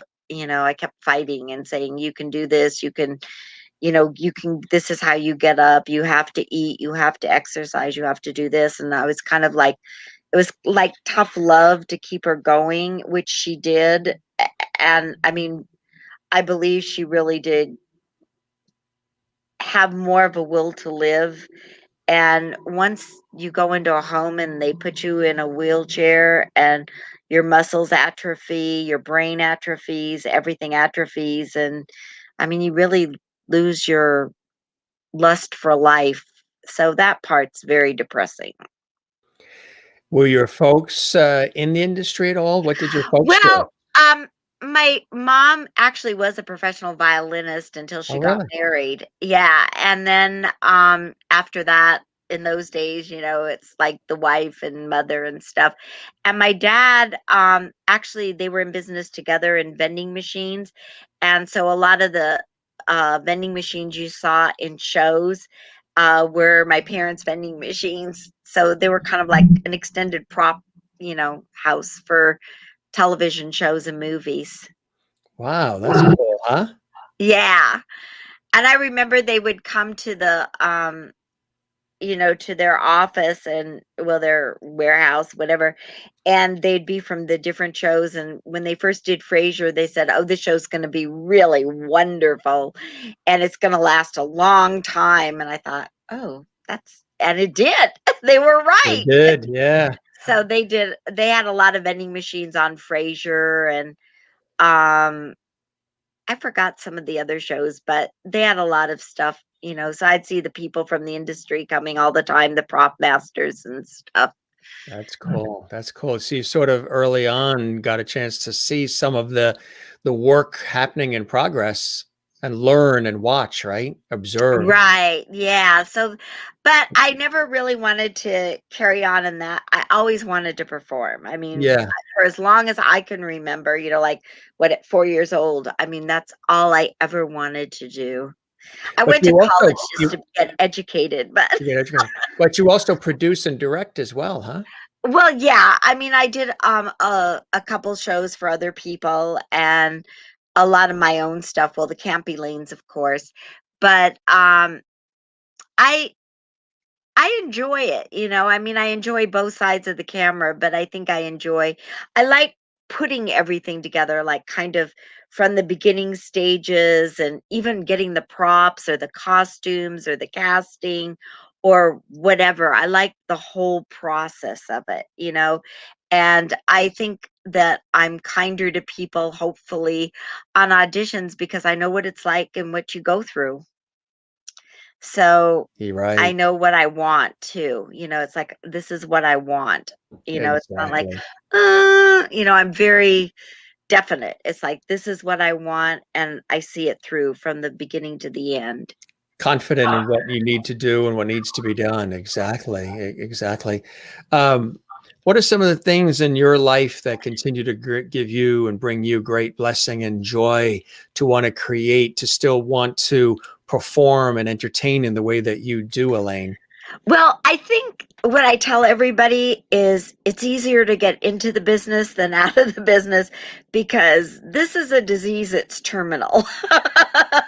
You're going to be in it till you die, if that's what you really love. And Oreo, he's the best, and Oreo loves performing. And I guess he's mad now that this isn't more about him. He's waiting like, well, why are you still on? It should be for Yeah. me. Right. And who was that Linlin that came into the story there, right? The panda. Exactly. It's like, what? Why So, are you still there? so this is for you. It's in your blood. It's in your DNA. It's your calling. You have to do this.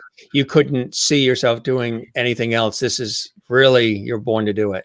Yeah, and I mean, I have done other things. I mean, I've taught school. I was a guidance counselor. I did market research projects, which was kind of fun because you got to talk to people and interview them and stuff like that. So I've done a lot of other things, and I'm sometimes in the summer I'd work with my dad, when they had vending machine routes, that to go fill the vending machines and stuff like that.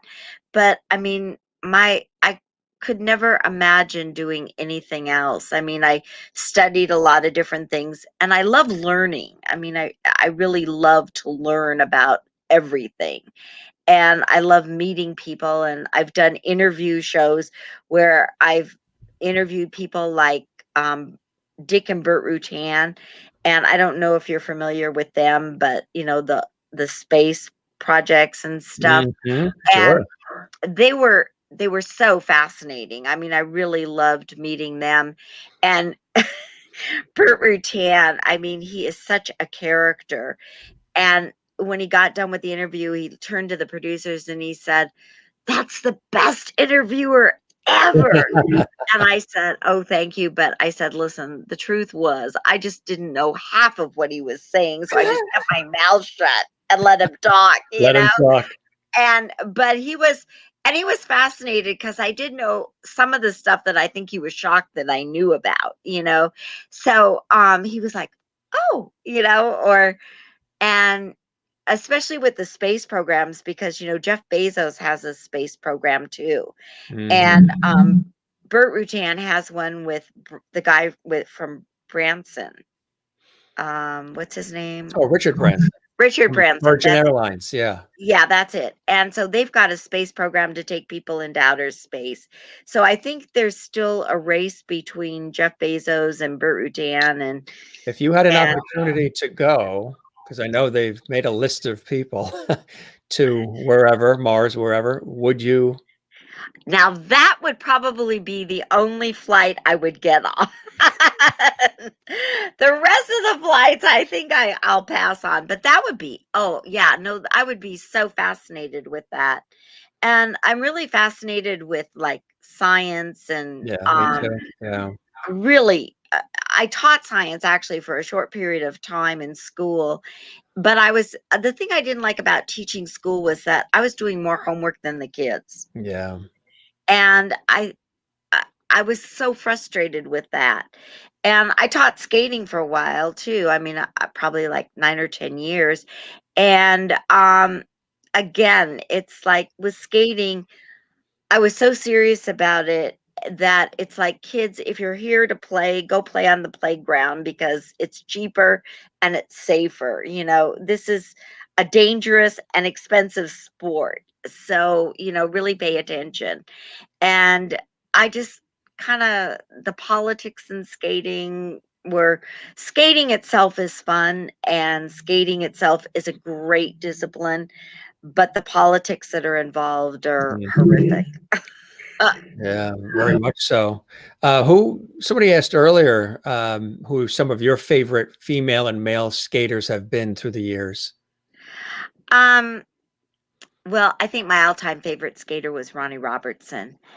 And anybody who knew him, he was back in I think in the early 60s, maybe late 50s, but he was the quintessential skater. I mean, now everything is just jumps and how many times you can turn in the air and whatnot, but his skating was flawless. He was I think, the spinner, even though I was in the Guinness Sports Record book, but it was between Ronnie and myself, and they chose me to do it, and because our spins were very close.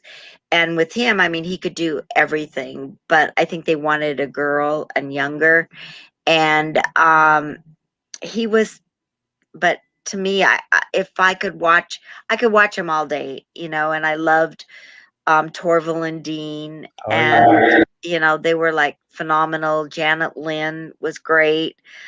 Peggy and Dorothy had distinct styles. And it's funny because Peggy Fleming's mom used to tell everyone, oh, Elaine is the best spinner in the business. And she's just the greatest, you know, and people would kind of look at her and she goes, oh, she's much better than Peggy. But I used to have her work with Peggy, you know. So as a kid, it was, you know, she'd always I was like one of the few she'd let Peggy skate with because she'd always want me to help her with her spins and stuff. But I don't know. There are different ones that do different things that were good. There was another skater back in the day, this guy, Tommy Litz, who was brilliant. The modern ones, I was very old school in skating, and that I loved the fluidity, you know, of them. And I think that's one of the reasons I loved Torval and Dean so much, because he is someone who is, to me, the most innovative choreographer ever. And I think Gaetano was great. He was another one fluid, you know. The girls, I don't know. Like I said, Janet Lynn was kind of flawless, and the modern day ones, I don't know. You know, you see stuff in their technique that you go, oh, you know, I mean, they're all good and they've all worked really hard, and you can't put any of them down for it, you know. But I think again, more old school of, like, somebody posted a video, and I had it on my page, of Belita, and she was back in the day of Sonia Henney, I think, or around there. And I mean, she was amazing. And it was just that everything flowed and you could see what they were doing. Whereas now, I mean, sometimes it's hard to tell the difference between a triple and a quad with some people. And it's, you know, they kind of stop and their arms are flinging everywhere. And I don't know, it kind of makes me nervous to watch them. Yeah. No, everything has become more ramped up. Yeah, it's a Yeah. totally different It's so way of kinetic, doing it. you know. Yeah, absolutely, absolutely. Well, I tell you, my friend, this has been extraordinary, and I really had a wonderful time with you, Elaine. And I hope the show met whatever expectations you had, and that you Well, it was enjoyed. just a fun Saturday night, and I got all dressed up, you know, for you. And let's see, did my hair, my makeup, and my beautiful backdrop. Yeah. But I really hope people will order the book, and they can either reach me on Facebook, Instagram, Twitter at Elaine Ballace, or they can go to elaineballace.com if they want to order it online. Some people are afraid to order online or would rather just, you know, send a check or something. And I will personally autograph the book for them. And that the book is $24. Shipping, unfortunately, not my choice, but the post office has gone up a lot. And so I like to send it priority because it comes with insurance and tracking. So, and that's $8 now. I couldn't believe it. I went to the post office and I go, what? I remember when, you know, priority mail was like $2.45 or something, you know? We sent gifts for Christmas to the family in Florida, and they only got them about 2 weeks ago, and we sent them before Christmas. We sent Valentine's Day cards down. They just got them today, and we sent them well before. With COVID and shortages and staffing, everything is slowed down. I think they do that on purpose, though. I think they slow it down and then say, oh, but we need more, you know, so then they up the price. $8 for a letter, you know, Well, I just sent something overnight within the state, $26. And it was and just good luck if cheap it's even paper. there overnight. It's even there overnight. I want to toast you and thank you for joining us on the Jim Masters Show Live, my friend. I had a wonderful time and hope to come back sometime soon. Absolutely. You, and it was great to see Oreo. And I hope again that the show met whatever expectations you had and you enjoyed the time with me as much as I have with you. Ditto, ditto, ditto. And it means the same as above. And we've known each other for a while now. I've chatted back and forth online and all, but to actually come together like this and to have you as a special guest on my Entertainment Lifestyle Talk Show series really was a pleasure, Elaine. And I hope when I'm out there, maybe on a TV shoot or visiting family in LA proper, we'll get together. Give me a call. I promise to answer if my phone rings. I'll go, where were you? And I go, people still answer phones. I know. Exactly. I seriously tried every producer for the movies to try, but nobody answered or got back to me. So they got to see Camp Elaine. So they got to see Camp Elaine. And Jeannie had a wonderful time with you tonight. Oh, and where's the panda? And Gilligan had a great time tonight. This actually Bob Denver. Bob Denver's wife, Dreama Denver, is a friend, and she was a guest on the show. She lives in West Virginia. She said, Jim, you know, you're missing something on the set. And I'm like, what are we missing? She said, you're missing a Gilligan. So she sent Gilligan along. Aloha, Jim, Dreama Denver. It was really, really beautiful. And of course, George, who you gave us a nice one or two great stories about, the incomparable George Burns. Oh, yeah. I would love to be his Gracie. And Lin. Oh, Lin, there you go. There's Lin. No, and Oreo's still gone, huh? No goodbye from Oreo? Oreo, wait. Can you talk amongst yourself and I'll go grab him? We'll give Lin. It's an interesting. There you go, folks. You want to see the chair.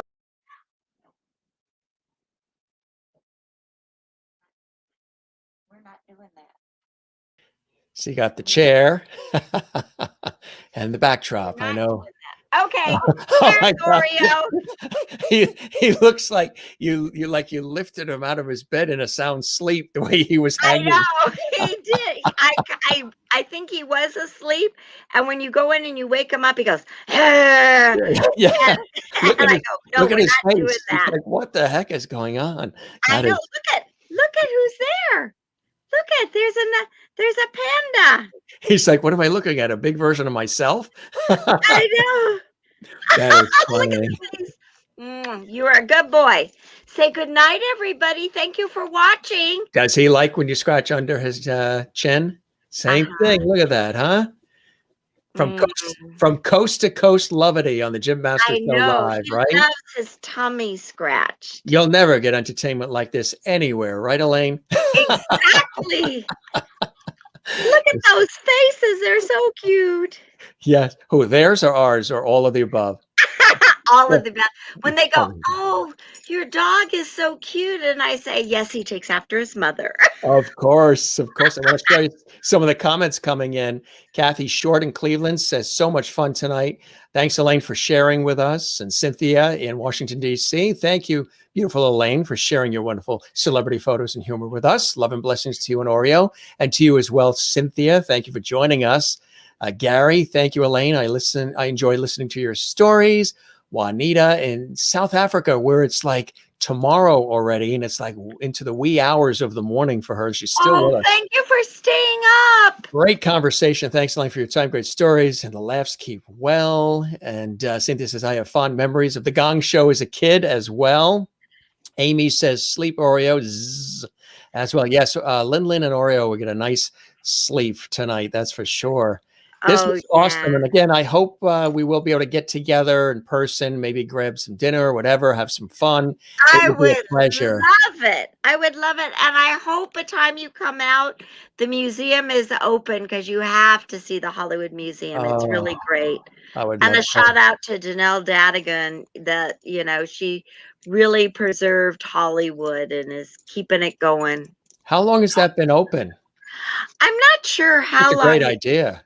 Yeah, I'm not sure. I think Oreo wants to get down. I'm not sure how long it's been open, but it's been there for a while. I mean, gosh, I don't know. I know of about 4 or 5 years, but it could be longer. It's terrific. And I still look to see if there's any pan stick or anything left somewhere.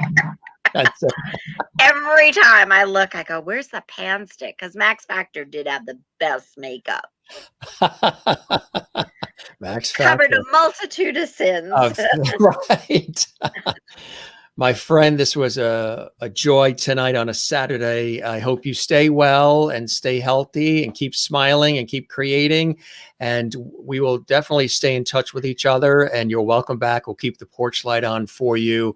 And, Absolutely. And spread the word about the show. We would love that. If you know of other folks you think would like to hop on, it would be a blessing. And you have a beautiful rest of your weekend, my friend. And we will see you again soon. Okay, Elaine? Okay. Mwah, to everyone. And thank you so much for having me. And remember, Oreo and I will both sign the book if you want to get it.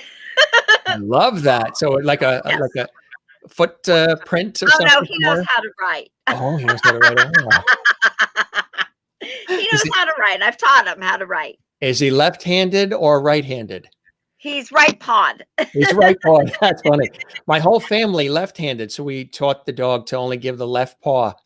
And we were the family when they would deliver a new refrigerator, we would have the door switched so we can open from the left. You know what? Mine opens from the left, I think. Does it? Yeah. When we were kids, I remember in elementary school, was it? In New York, they had these consultants come in. I don't think they could do this now. And there was one year, I remember they would lean over us and they would take the pencil or the pen out of our hand and say, no, put it in your right hand. To all the lefty kids, put it in your right hand. Left-handed is so cool. It's funny because our arms have to go over those rings. I used to have to take, the ring bound books. Right. I used to have to open up the rings, take the paper out, close the rings, close the top, and then write that way, because to write over those rings was difficult. And all the desks, like in high school, the half desks are for the writing, so your arms would hang off. It's definitely a writing world. Here to cheat. Right. Or you mean, like we said earlier, you don't mean cheat, you mean take. Oh, well, no, you're just kind of borrowing some answers. You're just stretching your neck. Right, right. Kathleen in New York City says, thank you, Jim and Elaine. Fun show. It is our pleasure. Christine Clifton in North Carolina. Thanks for such an entertaining conversation tonight. Great learning so much of your career and life. Love the stories and videos. Lots of laughs tonight. Lovely to you and Oreo. And Cynthia says, great show, Jim. Best Saturday evening I've had in a while. That is my pleasure. We're all about warmth, inspiration, light, levity, and love here on the Jim Masters Show. And levity. And we were blessed to have Elaine with us tonight. Thanks for joining us, my friend. We shall see you again soon. You have a good night, okay? Okay, and to the left-handed people, because see, I use my mouse on the left side. Oh, you do? Yes. Oh, wow. So you I have can't do it with the right hand. but yet you're right-handed? Wow. So a little ambidextrous there a little bit, There huh? we are. See? Versatility. That's what it's all about. Exactly. I think it's cool. Do you know that 98% of the people at MIT are left-handed? I mean, it was such a high percentage. It Oh, I was didn't amazing. realize that. Yeah, they tend to lean creative too. Now go stretch those legs. Are you going to have a bite to eat? Is your stomach rumbling? No, I ate beforehand. So Did that you? was good. But I'll take Oreo for a walk and then we'll both eat. Yeah. What are you going to have? This is a foodie crowd. Oh, you know what? I stopped at the store and bought some tuna. And sometimes they put it with a lot of dill, only this time they didn't. So I put in the sweet relish and mixed it up. Ooh, sweet And relish. I love that- tuna. I've never done it with the sweet relish. That's good, huh? Oh, it's so good. Listen, when it comes to food mixes, it's like amazing. And of course, you know, peanut butter and celery, which is great. And Oreo sometimes at night likes chips and cheese. So I put it in the microwave. So it's kind of a la nacho. Would you ever do a cookbook? You know what? That's a whole show. I just kind of learned how to cook through COVID. I mean, other than other things, like I said to someone once, I said, well, I'll cook you a meal. And he goes, it's okay. I have money. We can go out. It's kind of like my singing. I don't get it. Domesticity was never my friend. No, but the fact that you can even say that word is amazing. Domesticity. That's not so easy, is it? Domesticity. It is not. It was like,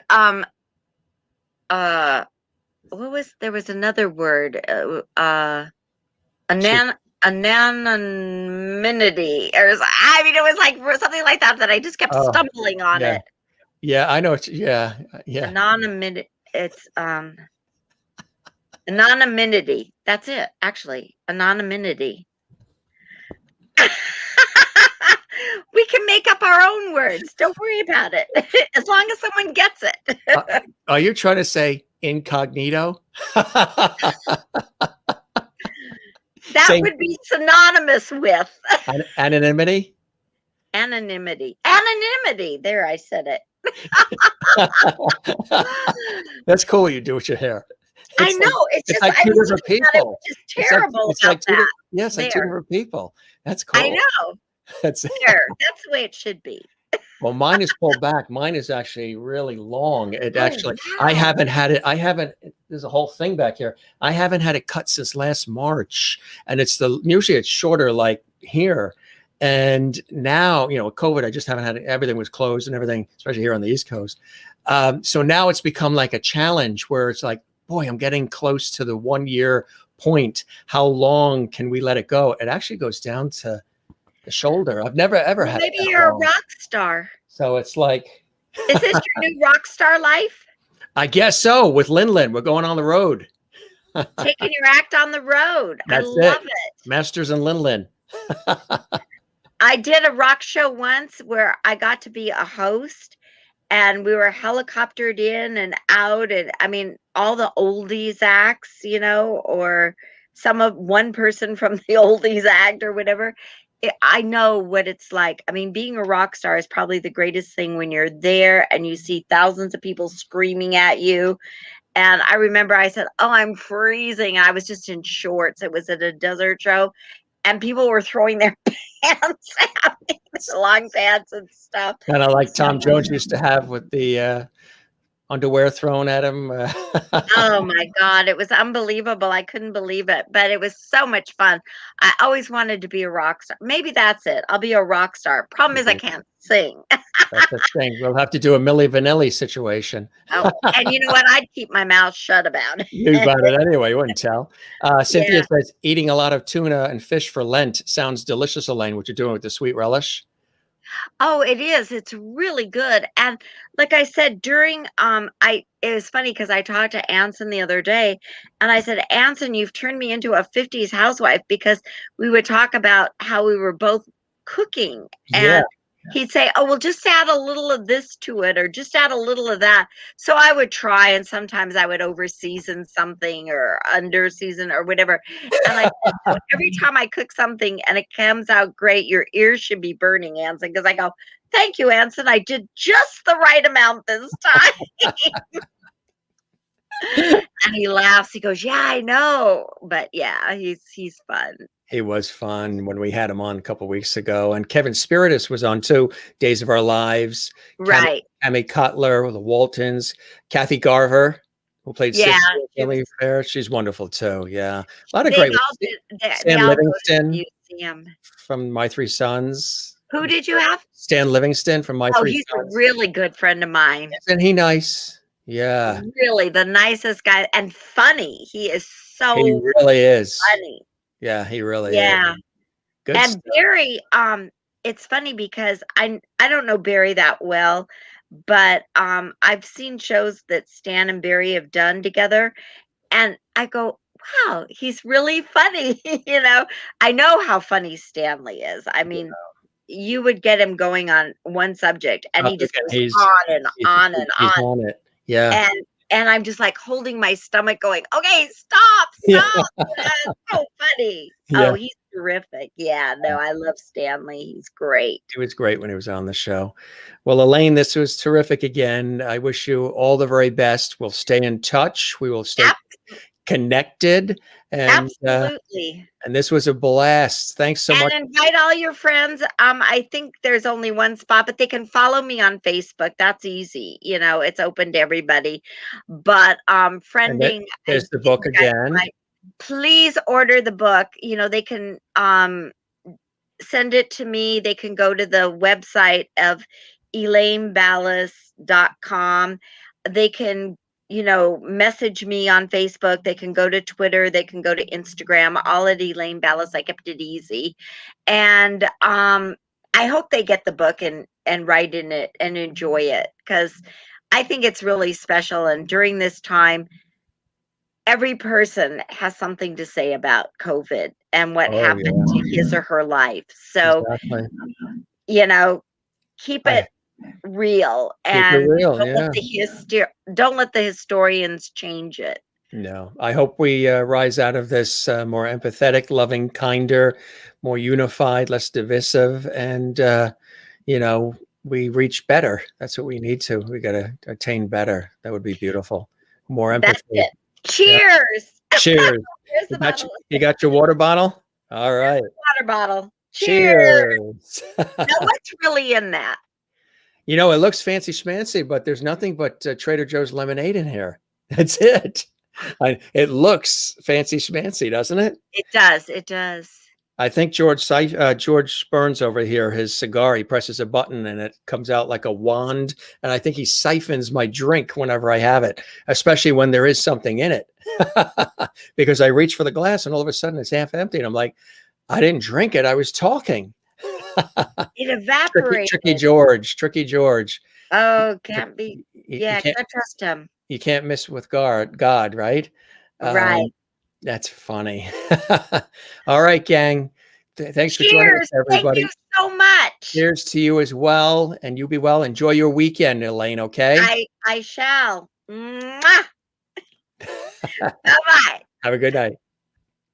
Live from Los Angeles, California, our very special guest, Elaine Ballace. You can go to, again, her website, elaineballace.com, if you'd like to order her fabulous book and be a part of it. How to Write a Book, Camp Elaine Style with Oreo. That's right. Everybody Needs a Cheerleader, an easy guide to your story. We had a lot of fun with her tonight, right? And we looked over, if you missed any of the photos, any of the fun videos that we've had, some great stories. You can see this episode and all of the episodes of the Jim Masters Show live entertainment lifestyle talk show series, almost 300 episodes daily live, are all on our YouTube channel at Jim Masters TV. And we would love it if you subscribe to the YouTube channel. Actually, we need to bring her back because we want to, we have to talk about that photo there. That photo, tell us about that photo. That's you and Lydia, right? Yes. We decided somebody wanted to take a photo of us, and I think Lydia chose the back car. Oh, wow. So that's the Batmobile. That is the Batmobile. Is that at the Hollyood Museum? Yes. Yeah, What a that cool was shot. at the Hollyood Museum. Yeah, I didn't want to forget that picture because it's such a cool shot of you and Lydia Cornell with the Batmobile. Oh, I know. There are a couple, I think, with Lydia. That's at cool. that night. And I'm not sure if that was the night of the Batman or if it was the night of Back to the Future, but they also had the Batmobile. So they had all kinds of classic cars that night.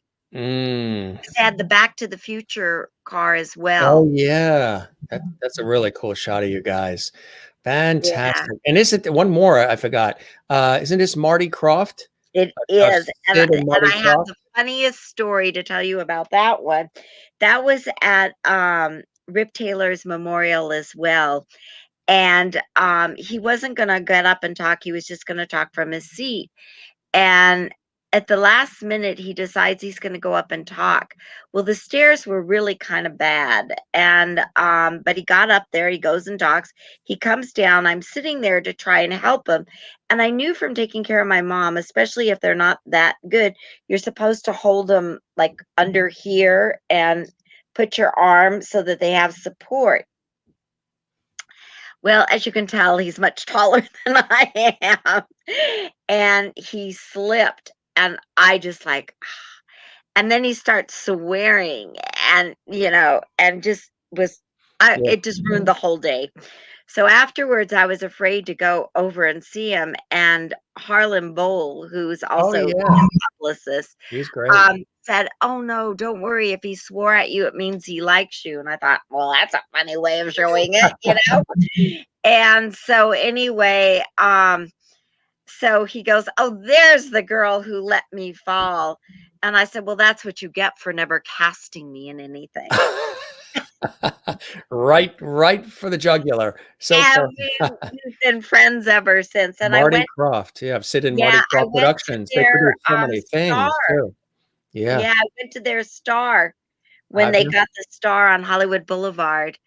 And I hear he really is so upset with COVID because Marty loves going to the studio and working, but it was so funny. Legend in television, sitting Marty Krofft, and that's Marty Krofft, of course. And they produced so many shows, kids shows, and so many shows over the years, right? Right, Land of the Lost. HR Puffin stuff, were they that too? Yeah, Land of the Lost, HR Puffin stuff, all those kids shows and so much and they more. Did the Brady Comedy Hour. Brady Comedy Hour. They did Donnie Marie, but actually when they were doing Donnie and Marie, I was doing Kotter, so I didn't even try for one of the skaters. But it was funny because, here's Oreo. You want to come back and say hello? And so anyway, but it was funny because there were years that I would have killed like Land of the Lost and some of the other shows, that I really wanted to be on. With the Slee Stacks. What? With the Slee Stacks. That's what those people were on the Land of the Lost, the Slee Stacks. Yeah. And the other one that he did, I think it was H&R Puffin stuff. But and so I said, well, that's what you get for not casting me. And he instantly got it. That's it. We got that humor, the dry humor. Absolutely. So we've been friends ever since. And so I went to be supportive of the Star. And I think it was it was either the last or the second to the last Star. I think the Letterman may have gotten the last one. Theirs may have been the last. And it was funny because I used to be really good friends with Tony Butala. And for whatever reason, none of the people from HPS, because he went to HPS, and none of the people from HPS knew about it. Because I called up everyone and go, how come? And no one knew. It was like, I guess I don't think it was when they just like filled it in or something. I don't know how they did the star, but they got a star. And like I said, I was really good friends with Tony Butala, and he went to HPS and I went to HPS, but we went at different times. But all I heard growing up was from the principal, and she also taught English, was Tony Butala this and Tony Butala. So when I finally met him, it was like, so I finally get to meet you. I'm sick of hearing about you. That is So that was, yeah, so he was fun. just wanted to show you that Cynthia said that we'll buy the book and put it in my Amazon cart. Thank you, Elaine. So she's getting the book. Yeah, I don't think it's not on Amazon. It's just on my website. I mean, I don't think it's on Amazon because I wanted to personally autograph them, and you which couldn't is do nice. that. So it actually goes through you, which is actually even Yeah, better. because I wanted to make sure that I autographed it to everybody who wanted one. Mm-hmm. Exactly. Great childhood shows and memories, and have a great weekend. We certainly enjoyed Elaine and your show. Thank you, Cynthia. Kathleen Walker in New York. Thank you, Jim. Have a great night. Good night, all. Stay safe. Lovity hugs. Christine Clifton. Now we're having late night bonus stories with Elaine. I like that. That's got a good thing to it. Late night stories with Elaine. Man, late night Call bonus me. I'm stories. up at 2 in the morning. Yeah. Great show, Jim. Best Saturday evening I've had in a while. Thank you very much, gang. We love it. Really nice comments for everybody. And Wozniak here. This has been such an amazing evening. Loved every minute. Have to go now. Good night, everyone. Perfect. Perfect. I remember a lot of the actors and actresses from the Love Boat series. Did you ever have an opportunity to be on Love Boat or Fantasy No, Island? I never did Love Boat. That would have been fun. Fantasy Island. The plane. I was just going to say, the plane. All right, my friend. Thanks again. A little bonus there. Wanted to make sure we got those 2 photos in because we had those. Good. Like, yeah, I'm glad you got Lydia in because I knew that Yes. there was one with Lydia. Absolutely. You you have a beautiful evening once again. Goodbyes are very hard on our show, so we just say see you later. We don't say goodbye. We say see you later. Au revoir. Auf Wiedersehen. Right. Love you, my friend. You take care. Okay, thank you. All right. Bye-bye. Bye-bye. Take 2. There she goes. That was a lot of fun. Did you guys have fun? That's what it's all about, gang. Having fun, learning something new. And wherever the show takes us, that's where we go. We create the path, and then we follow whatever it is. We don't have a time limit. We don't have necessarily an out point or destination. We just have fun.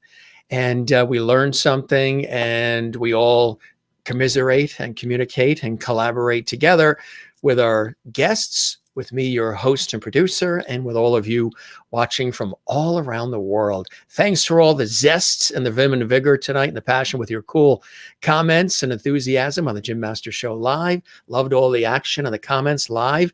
Those of you watching who didn't comment, we hope you enjoyed the show tonight as well. Those of you watching this later on online on the Jim Masters TV channel on YouTube, feel free to just sit back and relax and enjoy this episode. And again, all the episodes of our series, the Jim Masters Show Live Entertainment Lifestyle Talk Show series, which is fashioned like, not really like a stream or a podcast. It's really fashioned like a television show. We actually do this formatically and stylistically and production-wise like a television talk show would be. And if you missed any of the episodes, they're available 24 hours, 7 days a week on our YouTube channel. They make wonderful binge watching when you're going through all the channels and you don't find anything good. You can see some great interviews, great conversations, host viewer chats on location, all kinds of cool stuff. Very poignant moments, special moments. emotional moments, lots of levity, laughter, surprises, always here on the Jim Master Show Live. So we love putting these shows together. And this was a lot of fun tonight with Elaine, my good friend Elaine Ballace, joining us live from Los Angeles tonight. She was a blessing. And Lydia Cornell also chimed in tonight as well, which was wonderful. You remember her from Too Close for Comfort and other great shows and movies. Thank you to Elaine. We appreciate her being with us. And I want to let you know as well, tomorrow we have an amazing guest. It's going to be a show filled with fabulous music, and it's going to be really, really cool. Show you who the guest is. Elise Jewell, and she is extraordinary, and she won recently the John Lennon songwriting contest. She's only 16 years old, and she won the John Lennon songwriting contest. She's a brilliant singer, songwriter, actress, originally from Dallas, Texas. She's live tomorrow with us here exclusively on the Jim Master Show Live. She's all excited. She's been posting and sharing and telling everybody about her appearance. She's going to be with us exclusively on the Jim Master Show Live tomorrow. That's Sunday night, right here.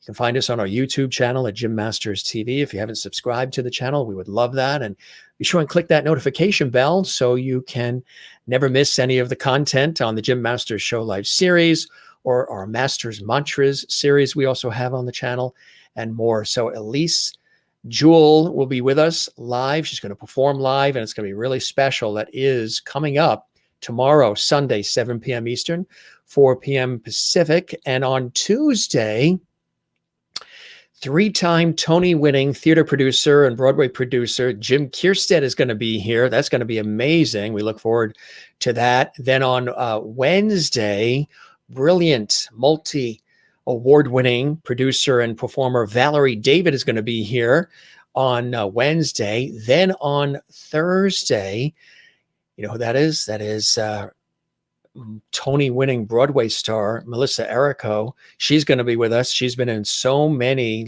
incredible Broadway plays. She's a incredible Broadway star, performer extraordinaire. She's also the wife of Patrick McEnroe, who is a tennis player as well as a broadcaster. His brother is John McEnroe. Her husband is Patrick McEnroe, and her brother-in-law is John McEnroe.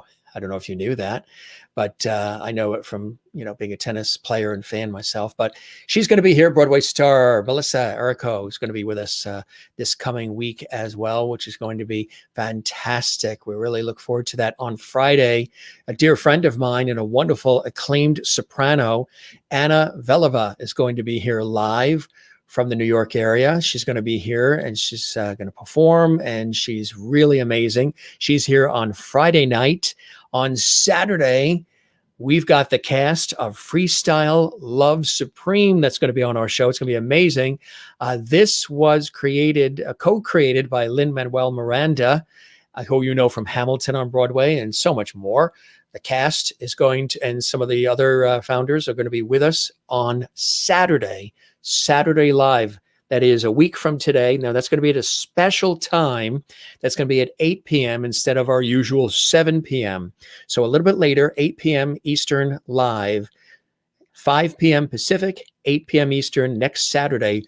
The cast of Freestyle Love Supreme, which is a fantastic comedy troupe, singing, dancing, and so much more. They're going to be with us live.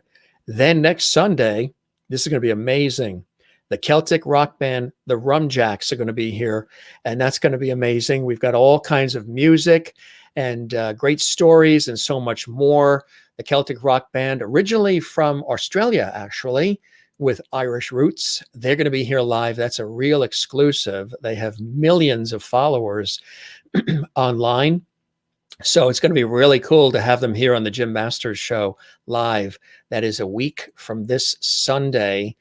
Next Sunday. And again, if you're watching this right now, not live, you're watching this, in the archives, then you'll find all of these episodes on our YouTube channel.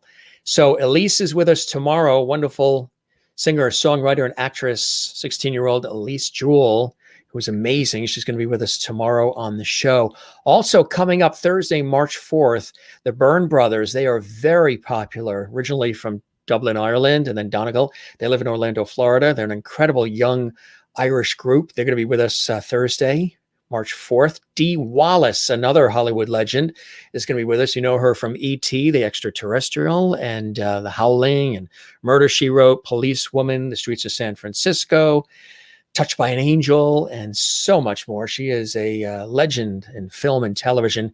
I believe she has 3 movies coming out and 2 new television series coming out. Dee Wallace is going to be joining us soon as well. Our show, of course, 7 p.m. Eastern, 4 p.m. Pacific. The Jim Masters Show Live, entertainment lifestyle talk show series on YouTube.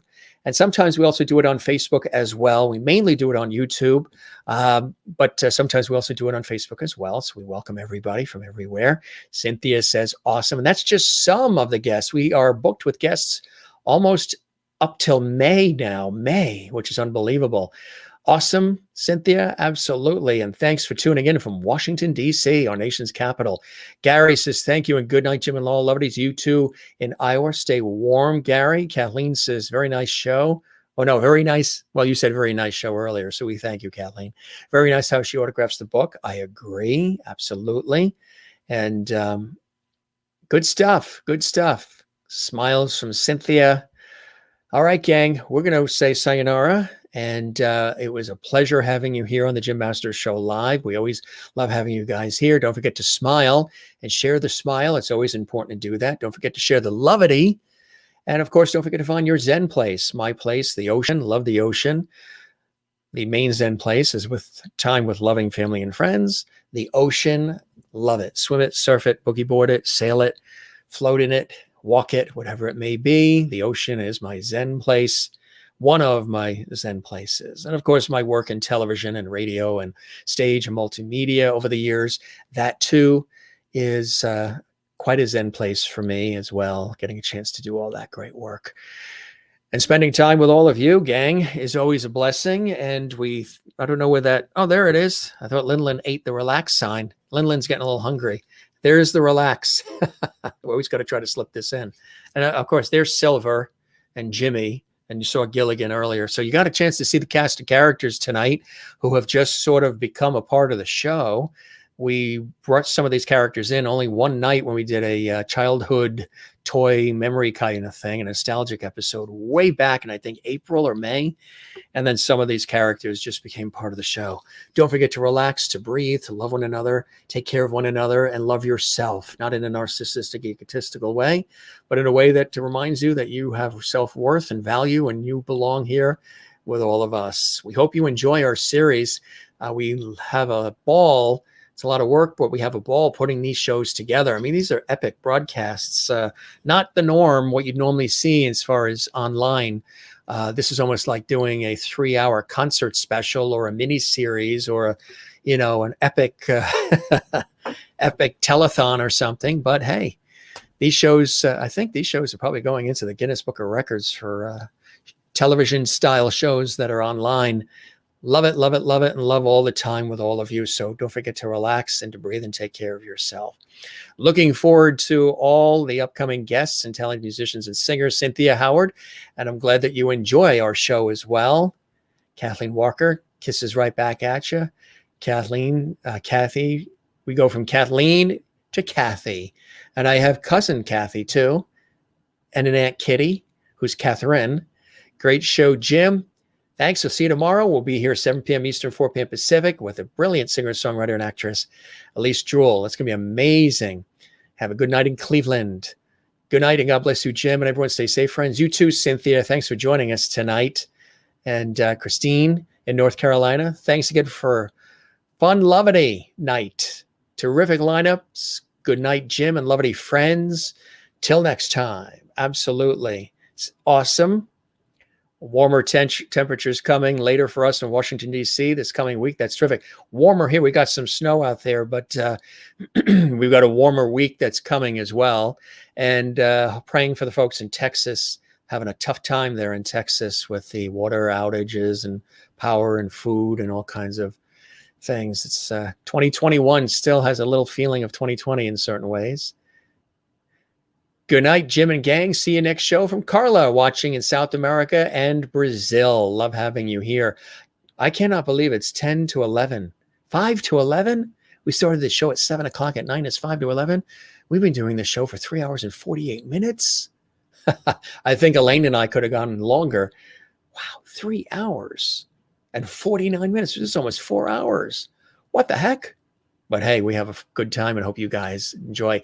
And some of you who are with us since the show, since you hear the theme music and the show begins and you watch us right to the end, you guys, you know, are true blessings. You are really loyal loveties, watching to the very end, you know, watching as soon as the show starts at 7 and then watching who knows what time it wraps up. That's a beautiful thing. And thank you for that. Good night, Carla, to you. And we'll be here tomorrow with a night of music and cool times. Good night, everybody. Thanks for being with us. Love you all. It's a blessing to have you here. Spread the word about our show. Tell everybody. Like the YouTube channel, Jim Masters TV. You can also find me on Facebook at Jim Masters TV, Instagram, Twitter, Periscope, and Twitch at Jim Masters TV.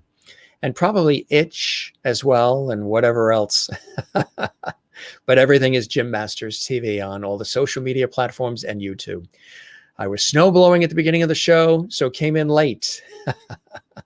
So you can rewind it when you watch it online. Snow blowing is something a lot of us have been doing. It's been a crazy snowy winter. All right, Gary in Iowa and Carla in Brazil and Cynthia in Washington, D.C. and Kathy in Cleveland and Christine in North Carolina and Kathleen in New York City and everybody everywhere around the world. Thanks for being with us. You guys have a wonderful rest of your day or your evening. We'll be here tomorrow with more fun and frolic and good times for you, perfectly produced and executed on the Jim Masters Show Live. Good night.